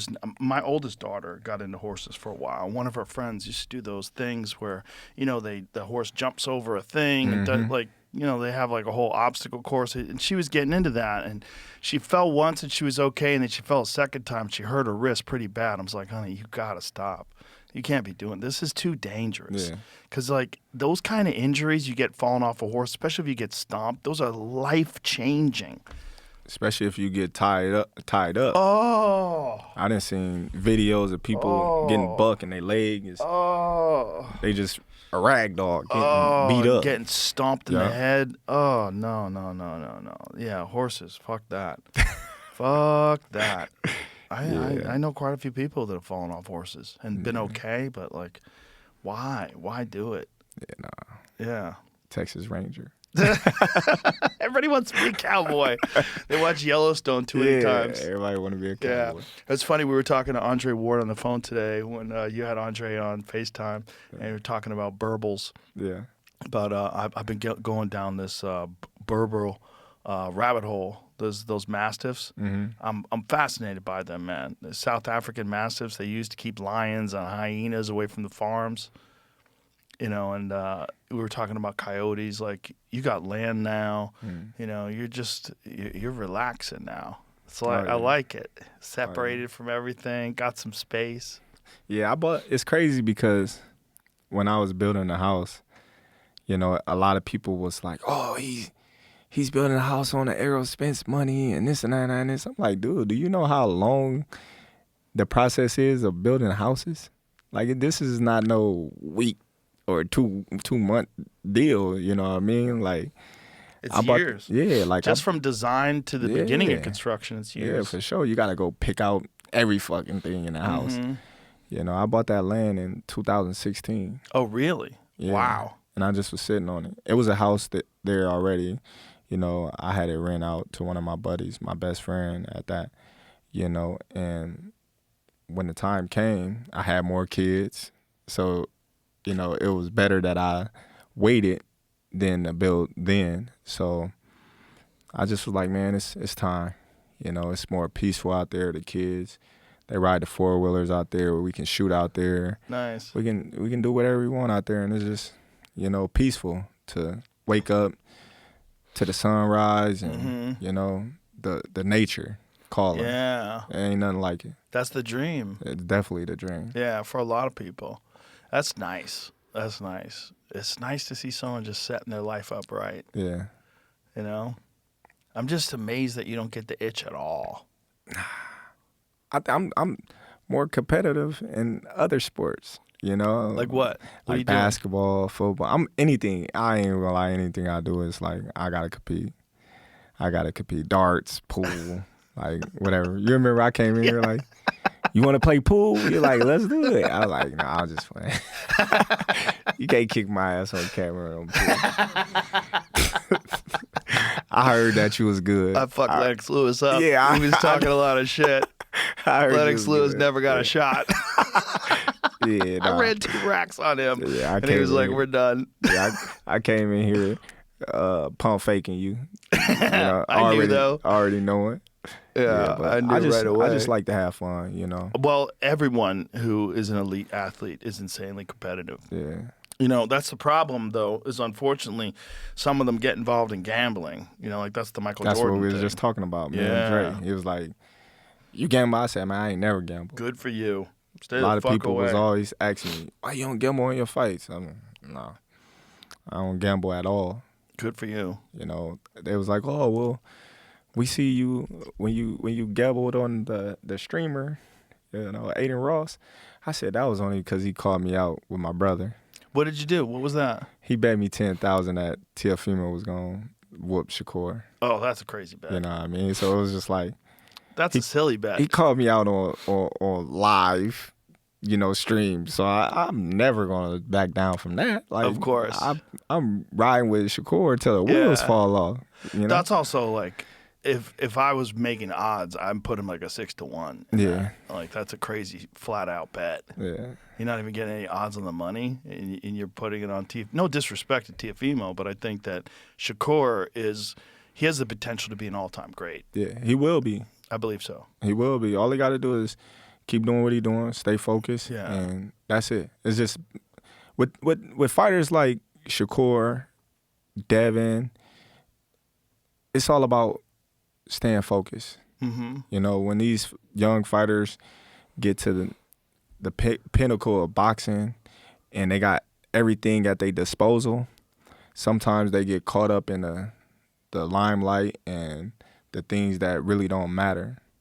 As long as they stay focused and keep their eye on the prize of where they want to go and where they want their legacy to land, they're going to be just fine. Yeah. Because it's easy for them to get caught up and want to be a fan-pleasing fighter, listening to the masses. Oh, they need to fight like this, or I don't want to see them fight because all they do is run, or all they do is fight like this, and they pity-pat. They ain't got no power, this and that. It's boxing. They winning. All they got to do is keep winning. That's it. Well, look at Floyd later in his life. Yeah. Like, Floyd later in his life fought so safe, but yet made so much money because he talked so much shit. For sure. That people were spending money hoping he was going to lose. And he's not the first one that did that. Tyson. Yeah. Roy Jones Jr. Yeah. Muhammad Ali. Yep. And I said this when I was with Top Ring. I said, why is it only the black fighters that got to talk shit to sell? Like well, that? In MMA, it's white fighters too. Yeah. Conor McGregor. No. Conor McGregor, I say he one of us. Because they was treated like black people over there where he from. Mm-hmm. A lot of people don't know that. Oh yeah, a lot of Irish slaves. They was treated just like us. Sure. So, I consider him one of us. But at the same time, in boxing, it's always the black fighters gotta be the ones that step out and play this circus role and, be the one to talk shit and have everybody hate them. But the ones that don't, like Andre Ward, Terence Crawford, Tim Bradley, they boring or they can't sell, things like that. Is you judging me for what I say or what I do in the ring? Well, this is the difference with casuals versus people that really appreciate excellent boxing. 'Cause I knock people out. Of course. That's what people want to see. They want to see action. I'm going to give them action. But I think for casuals, they want to see a lot of shit talking too for some reason. They want to get emotionally wrapped up in your conflict with this other person. But they pick and choose. They do sometimes. Yeah, they do sometimes. But I mean, like, look, Tyson Fury talks a lot of shit. Oh, yeah. And obviously one of the greatest of all time. Mm-hmm. Talked a lot of shit, sold a lot of tickets, singing and shit. Yeah. After the fights, that guy's great. In his draws. In his cup. Legendary. He's a legend. Legendary. He's a legend. I mean, that guy. But he from a different country. Sure. You know what I mean? So yeah. You got to understand, like, he bringing those people over here, and they're going to support him win, lose, or draw. Yep. When we went over to the UK and we watched Amir Khan fight Kell Brook, it was electrifying.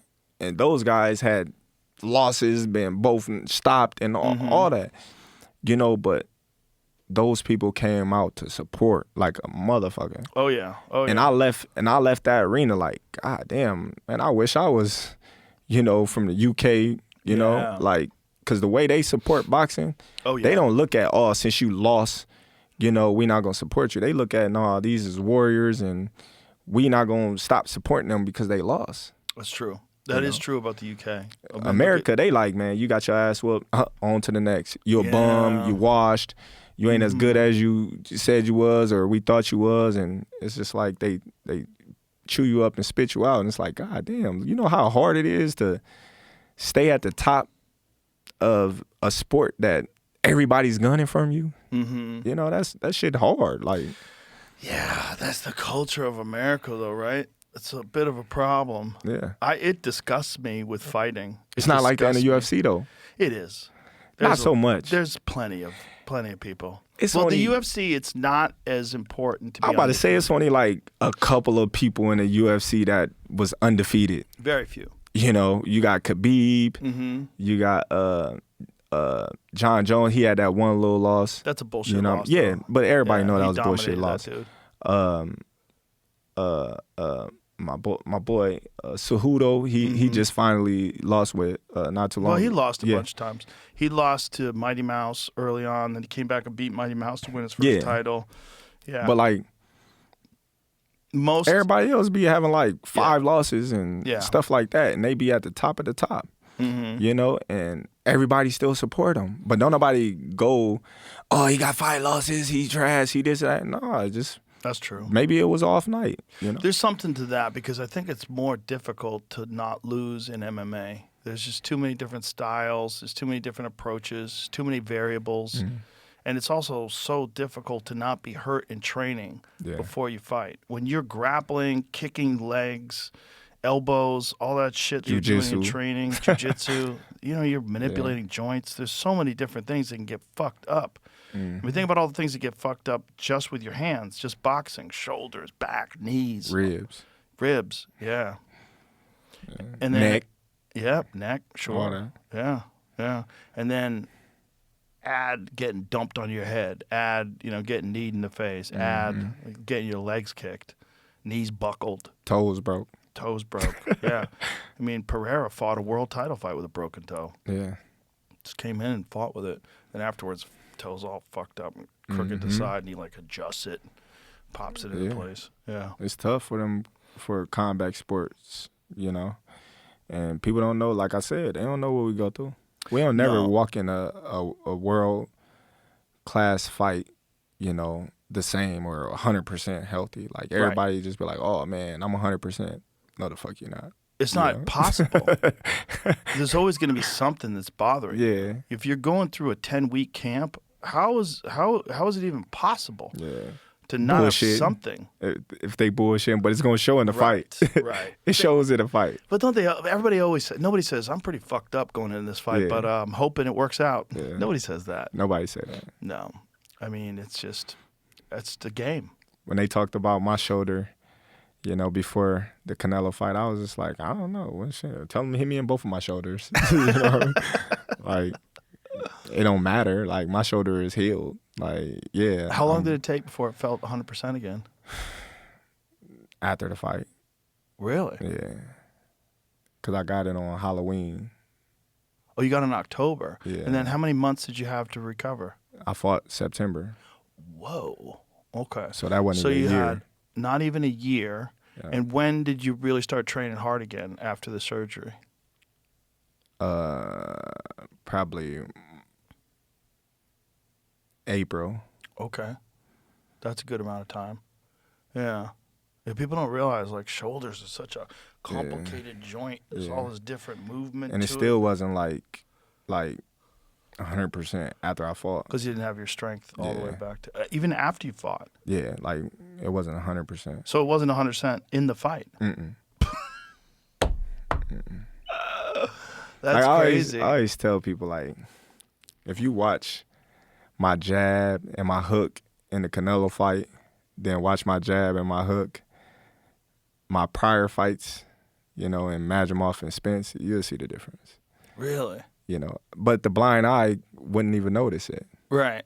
You know, they'll just be like, oh. But Well, then it when still they is look, effective. yeah, but then when they know, they be like, it wasn't as snappy. It wasn't as hard. You know, you kind of was just like landing out there. So that's just little things. But now it's 100%? Oh, yeah, it's good now. Wow. And the left one doesn't bother you, really? The left one, it bothered me when it's overused. Mm-hmm. You know, but like, in a fight, I don't think none of that shit bothered me. Do you have any plans to come back in town? Nah, Can we get you back in town I and get never you some come to stem Austin. cells? You know the only time I ever came here was this podcast. Never ever been here in my life. Really? Until it's I a came great here. city. Yeah. Julie always talked about it. So many good restaurants, so many good places. She took me to the college and all that, and reminiscing because she went to college here and she just loved it here. So she's like, "This is the bars that we went to. This is this, and that." And I was like, "Oh, Julie, your happy spot place, huh?" She was like, "I just love it here. Well, why not move here?" It's a great town. I love it to death. But if you want to come back, I would love to get you set up, get your shoulder taken care of. Yeah. It'll change your life. Stem cells, wild, man. It's crazy what it could do. Yeah. Just regenerates tissue. Everything heals. But within weeks, you start feeling better. You're like, God. Yeah. Everything just feels looser. For sure. I've had so many friends that were on the verge of getting surgery. I don't know, doctor says I need surgery. Get stem cells. Everything's good. Mm-hmm. I had a full-length rotator cuff tear. I went to the doctor 6 months after the stem cells. He's like, this is the craziest thing I've ever seen. He's like, that tear doesn't even exist anymore. It's gone. Completely healed. It's crazy. Yeah. Stem cells are nuts, man. And they're getting better at it all the time. Mm-hmm. It's just, pharmaceutical drug companies fucking hate it. Surgeons hate it. Doctors hate it because it's gonna cost them money. Because there's a bunch of people. Yeah, there's a bunch of people that are gonna get treated with stem cells that don't need surgery. Right. And afterwards, they're like, "Oh, I'm good," because the doctors when all you have is a hammer, everything looks like a nail. And these doctors, the way they make their money is cutting you, and they all want to cut you. And it's amazing how many different, especially soft tissue injuries, how many different injuries you can heal with stem cells. It's pretty remarkable. My doctors try to avoid cutting me. Did they? Well, that's good. So they waited all the way till. That's a good doctor. That's a good doctor. Till it was we got to. Mm-hmm. So. And that's after the Madrimov fight, right? Yeah. Well, I'd love to get you back in here because I really think they could help that. For sure. Yeah, especially you got your whole life ahead of you now. You don't want, you don't want that bothering you, fucking with you. You'd be able to do whatever you want. And especially now because you're not training hard, it'll heal good. Yeah. It'll heal, because that's the problem. A lot of guys, they get the stem cells and they go back to training in a few weeks and then they it's not 100% healed and they tweak it a little bit and, But now if you're not training at all, this is the perfect time to do something like that. Yeah. So what is your plans now? Now that you're on top of the world, man, I just you did it. What does it feel like? I feel, man, like it's supposed to. Like it's supposed to. It feels nice. like it's supposed to. A lot of people, they ask me, they say, man, how I feel? How's the retired life? I'm like, the same. Nothing in my life has changed, but the people everywhere else congratulating me and things like that. But as far as my living, aspect of my life it's the same. When I'm fighting, training, I'm focused on the fight. But after that, it's my kids, the gym, things like that. Do you have any interest in doing commentary at all? Because I think you would be great at that. I be chilling. I don't be liking to be in the media talking and all but that stuff. You don't even have to be in the I'll media. be avoiding Just the media.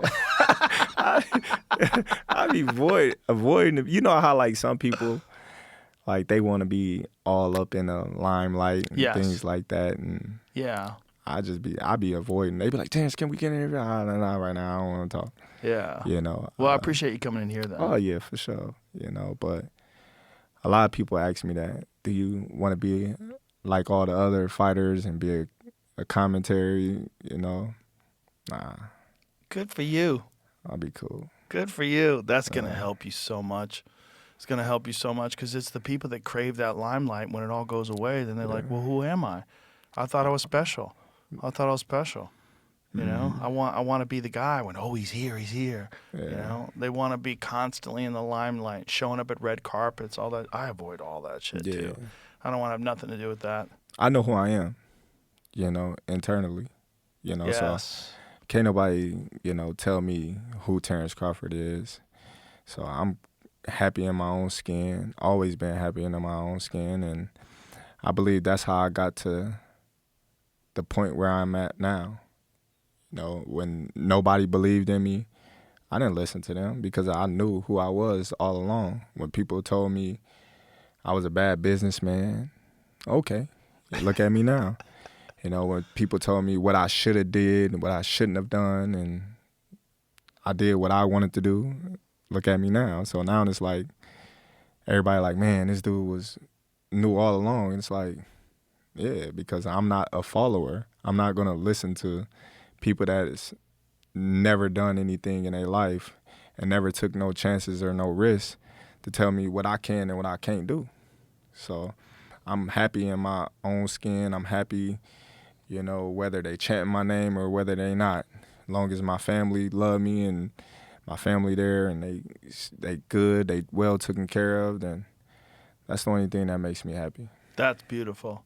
I hope young fighters that are inspired by you take that example. I hope they take that mindset and try to adopt it as their own. I really do. I really do, because there's so many young fighters that just can't wait to be that person in the limelight, can't wait to be that person living flashy in front of everybody. And it's a foolish adventure. It's temporary. It's temporary. And they don't understand that. Like, they only chant your name for a moment, you know? It's very temporary, you know, and they'll turn on you in a heartbeat. You know, just do something crazy or lose a match that you don't supposed to lose, or be up against one of your rivals and you lose, and then everybody gonna turn it back on you. 100%. You know, and you're gonna be sitting there lost. Look at Broner. When he was at the top of the top, everybody was there. Yep. He had everybody in his corner. Now he at his lowest. Now they making fun of him. Now they taking pictures, and you know, I hit. He makes fun of himself too, though. Yeah, he do, but he's suffering. Yes. You know, and I hit him up, and I try to encourage him, and I send him messages, and you know, and you got to be there for people when they at their lowest. That's great. He was a very talented guy, but again, that's what you said. Like, he's a guy who really got caught up in it. Mm-hmm. That's a perfect example. What's Gervonta doing now? I don't know. Is he on the run? I don't know. I don't know nothing about that guy. I think he's on the run. At least he was, like, recently. That's unfortunate. He's so fucking talented. He's such an unusual style too, you know? Mm-hmm. Very economical, throws very few punches, but when he does, it's boom. Explosive. Super, super explosive. I mean, this is a great time for boxing, though. It really is. Mm-hmm. It's an exciting time for boxing. There's a lot of stars right now, you know? And they fighting each other. Mm-hmm. That's the most important thing that I could say is the fights is being made. Whether you on this side or that side, the fights is being made. The promoters is working together with each other. So no matter. What do you attribute that to? Do you think that's Riad season? Is that the Saudis? Course. Yeah. Of course. Yeah. Turkey came in, changed up the game. You know, he went to the fighters. You know, hey, I got this. We want this fight to happen. And the fighters like, whoa, we know we're not going to get this and nothing. Well, nobody would have never seen no Bivol better Biev fight. That fight would have never happened. Them promoters are not going to pay that money. You know, there's so many fights out there that the promoters would have never paid for. Top Rank would have never paid the money that Turkey paid to see Shakur and T.O. fight. Right. You know, so we got so many fights because of him, and we need to be appreciative of him because without him, none of those fights would have happened. 100%. The Canelo fight wouldn't have happened for me. The Majamov fight wouldn't have happened for me. And so many more. Absolutely. I think that's very exciting. But that's what the sport needed. Yeah. It needed someone to come in with deep pockets that just said, let's make these fights happen. And I think that's why, you know, boxing is on a rise right now. People is talking about boxing more. People is more supportive about boxing now. And people is tuning into not only Riad season shows, but all shows. Look at Clarissa.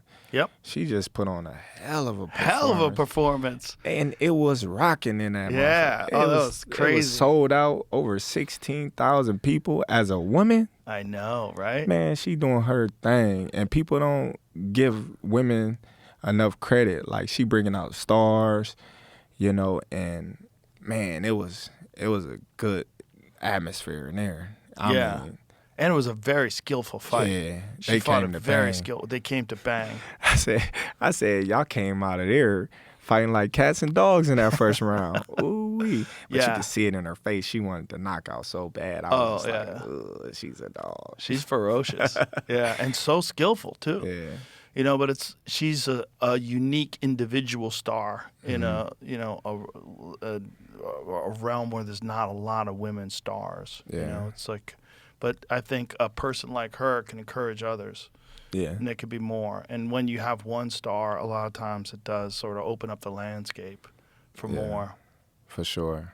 Because she transcends. Yeah. She transcends boxing. Like, a lot of people know who Clarissa Shields is. Yeah. A lot of people know who she is outside of boxing. And there's not a lot of other female boxers you could say that about. You know, there's only been a few ever, like Christy Martin and Layla Ali. and Wolf. Yeah. And Wolf was good. Yeah, and Wolf. Woof. Yeah. That lady could crack.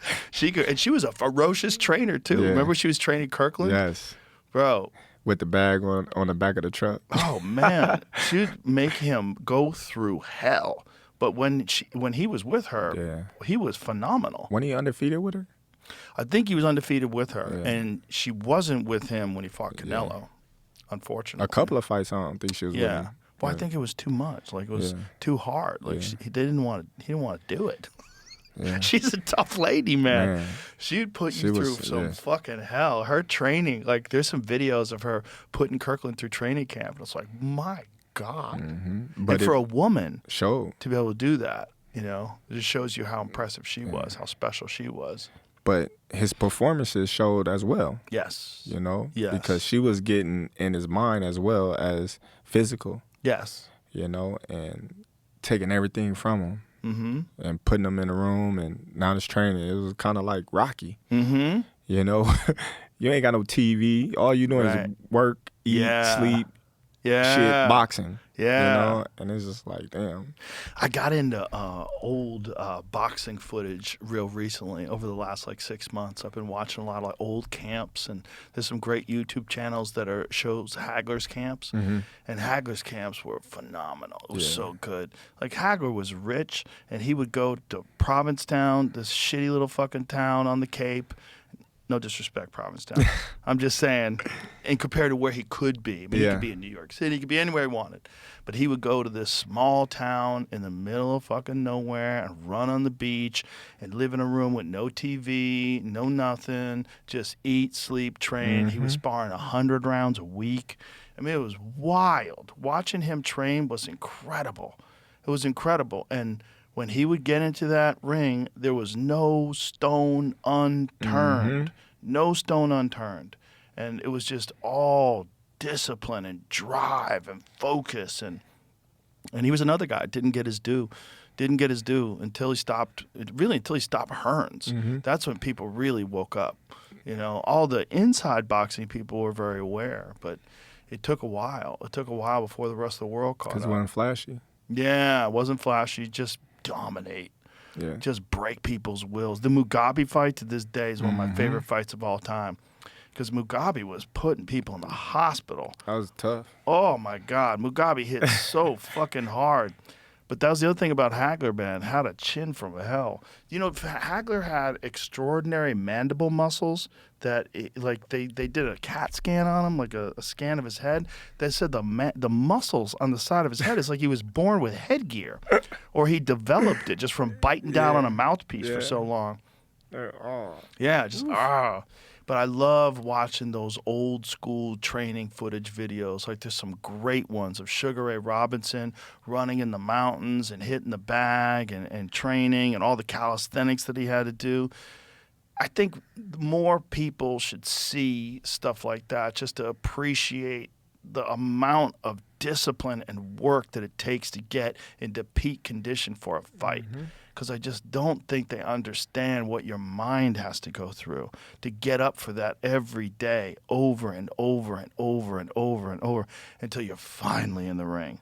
Like, the ring is almost the easy part. Easiest. It's tough.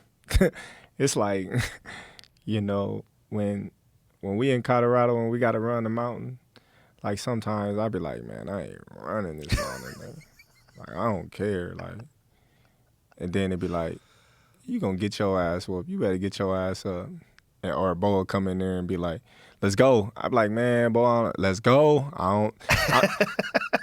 Bo got this saying, anytime I'm giving him some push, he be like, I'm not about to argue with you for you to be great. Let's go. I be like, It's great to have someone with you like hey, that. right. I was like, here we go. He's But been once- with you from the beginning? From the start. That's so big, too. And it's crazy because the days that I don't want to do nothing is the craziest days that I do the best.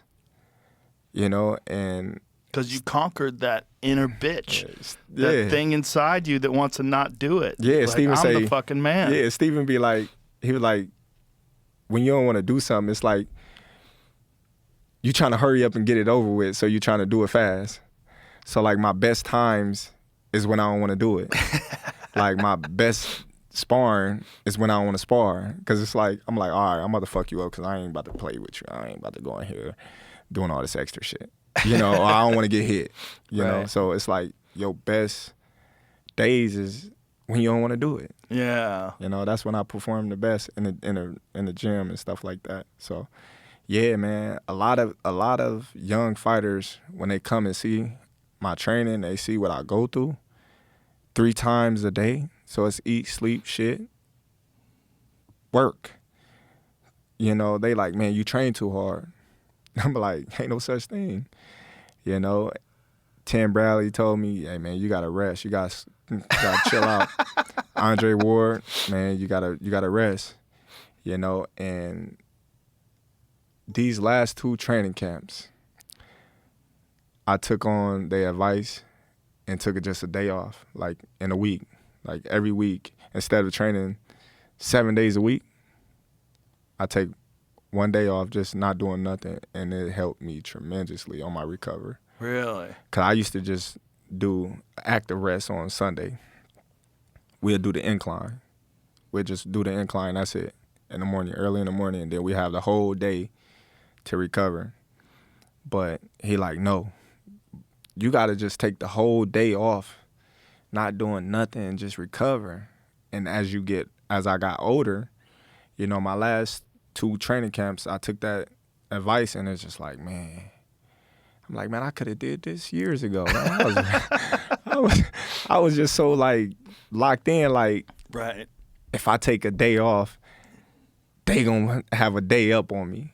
Right. You know? And I was just like, I can't do that. I was working.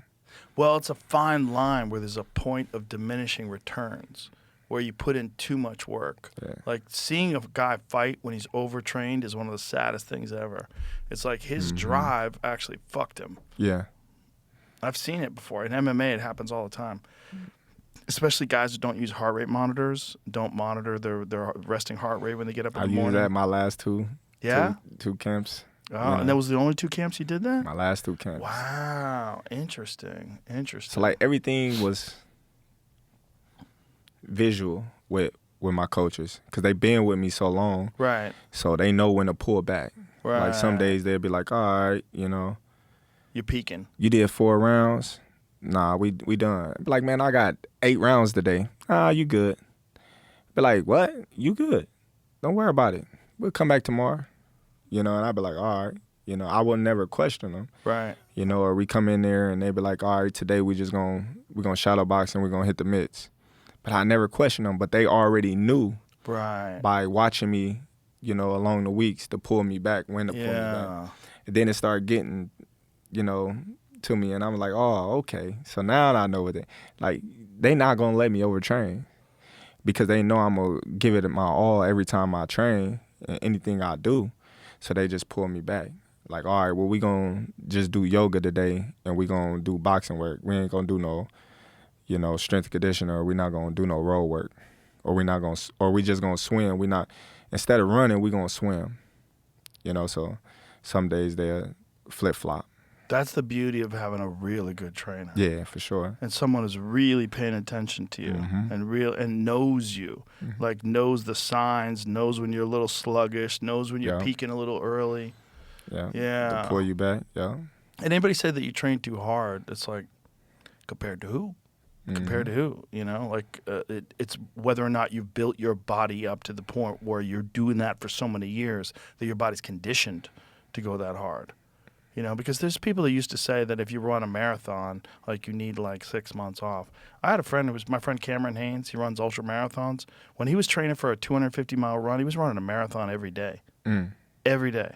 Most people, the conventional wisdom was you can't do that. Yeah, you can. Yeah. You just got to get up to that.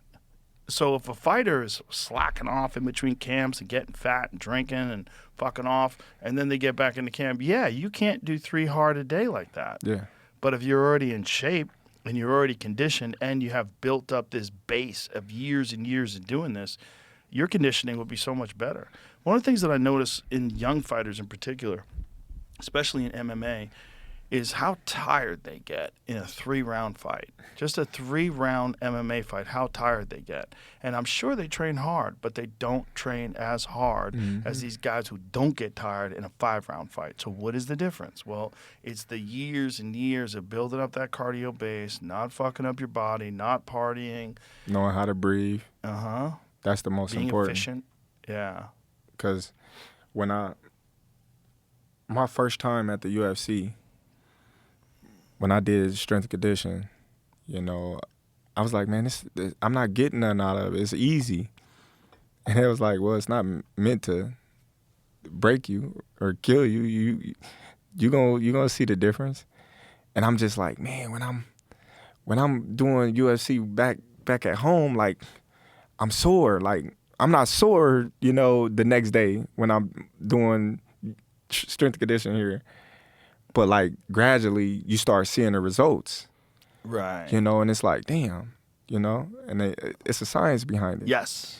And I was just like, in my mind, I'm like, man, I'm not working hard enough because I'm used to working hard, and I'm going home and I'm like, oh, that was a good workout. I feel it.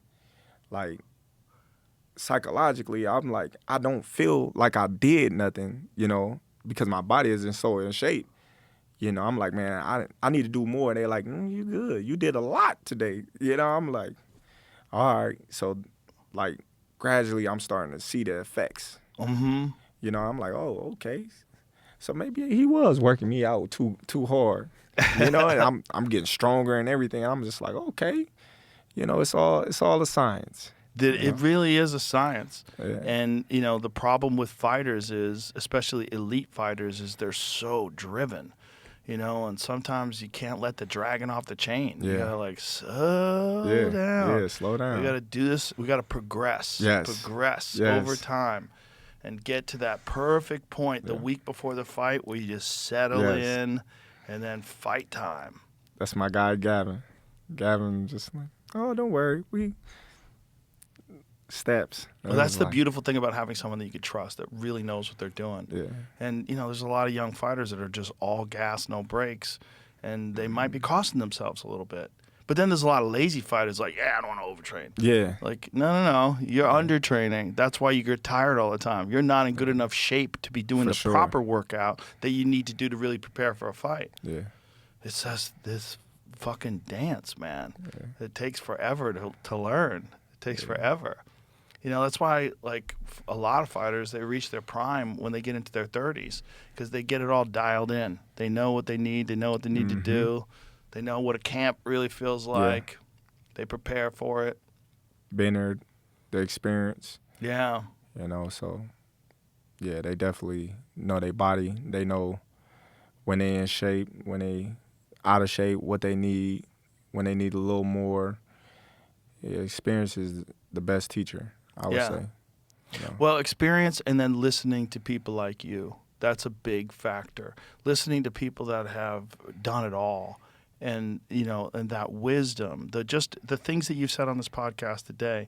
I guarantee you right now there are hundreds of thousands of fucking future fighters that are listening to this right now and that are probably like taking it all in. Okay, because in the early days you don't know what the fuck to do. You don't know what's the right approach. Is his approach? Like, what's the right mentality? What's the right mindset? Who are the right coaches? Which is a big factor. You get a bad coach and get stuck with a bad coach, and it'll limit your development. Yeah, for sure. And that goes back to styles. When I said I was trying to coach everybody to the same style, when everybody ain't meant to be trained the same. Everybody don't have the same, mental capacity to process things the same way. Some people process things different. That's kind of like yelling at a fighter. That motivated me. Sometimes that break fighters. They like, I'm getting yelled at. I'm doing something wrong. And, so we look at them like, man, toughen up, but nowadays it's different. Like, everything don't flock the same with one fighter like it do the same. No, you got to figure out what gets your fighter going. Yeah, and that's another interesting dance. I don't envy those people because your livelihood depends upon another person performing, which is kind of crazy. It's a crazy way to live your life. That's any sports. Yep. Like I always say, sometimes I blame the coaches, but for the most part, the players and the fighters and the athletes, they got to go out there and perform. I can tell you go out there and do this, but if you don't go do it, then that's on you. Right. Now, coaches, they can they can get out-coached. They can call the wrong plays at the wrong times, different like that. But all in all, if he go out there and miss a tackle, if he go out there and not catch the ball, why am I getting fired? Right. They gonna blame me. You know what I mean? So, that's true. Hey, I can't make him hit the three. I can't make him, D up. So I'm getting fired because they not performing. You're also getting fired by people that don't totally understand all the subtle nuances of what you do if you're a coach. Yeah. Like, if they're not a coach, how could you really understand? If you're not day in, day out with these athletes, in their head, working with them, seeing what they're doing, improving upon their strengths, strengthening their weaknesses. If you're not doing that, you just are seeing results. That's all you see. You're judging based on results, and you don't really know who's a good coach and who's not. Because if you're a good coach, you got shit athletes. Yeah, you can only go so far. That's it, and it's tough. Yeah, it's tough to, go across the middle and try to catch a bullet without when the safety about to come in later. The crazy slap on you. Yep. And it's crazy to go up, on a 7-footer trying to shoot a three. Like it's hard at a professional level to do what these athletes is doing, but they making it seem like it's easy on the outside for us. And we like, man, you didn't catch the ball. It's like, man, you try to catch that ball with 3 people, on you, coming full speed, and you got to worry about getting your feet in bounds and things like that. It's so much. Well, it's like Teofimo's corner during the Shakur fight. You got to hit him. You got to hit him. Like, what do you think I'm trying to do? Tell me how to hit him. Tell me how to set up to hit him. Don't just tell me you got to hit him. You know, and that goes into saying that everybody shouldn't be a coach. Right. Because now you're not giving me no instructions. You going off of emotions. Right. And you just telling me, hey, you got to hit him. You not hitting him. What are you doing? Yeah. Now, what if Tio would have said, what is you doing? Because you're not telling me nothing. Right. You see me trying to hit him, but he moving. Like what I supposed to do? I'm swinging and I'm missing. Right. So tell me how to set it up to hit him. But there's really nothing anybody could have told him. Yeah. The gap was just too wide at that point. Right. Yeah. They should have studied more in training. But even then, it's like the problem is years. It's years of advancement. It's years of intelligent boxing. It's years of setups. It's years of skills. I think when a fighter have a good coach that's knowledgeable and they believe in a coach and their coach asks them to do something and they believe that that's going to work, they'll try it. You know, if your coach tell you, all right, listen, he's stepping back every time you step in. So that means for every time he step back, you got to step in twice and double the jab and close the distance and let your hands go when you get in range. And that fighter go out there and do what the coach asked him to do, and he's successful, then that's a different ball game. That's a different ball game. Because now you listening to your coach, but your coach is seeing what the other fighter is doing that's making him be more successful. Technical instruction. There you go. Yeah. You can't just go out there and hit him. That's crazy. Tell me how to hit him. I hear that shit in the corner. I'm like, good Lord, what are you saying? Yeah. You hear it in MMA all the time. You got to put it on him. Oh, I didn't know. I got to put it on him. All this time I just was hoping it would just happen. Yeah. Well, listen, man, congratulations on everything. You had a fantastic, spectacular, one of a generation career. So it's beautiful to watch. And as a fan, I'm honored that you came in here. And I think what you've done is just fucking incredible. So congratulations on everything. And enjoy it. Enjoy all the rest of your life because you earned it all. Definitely. Thank you very much. All right. Bye, everybody.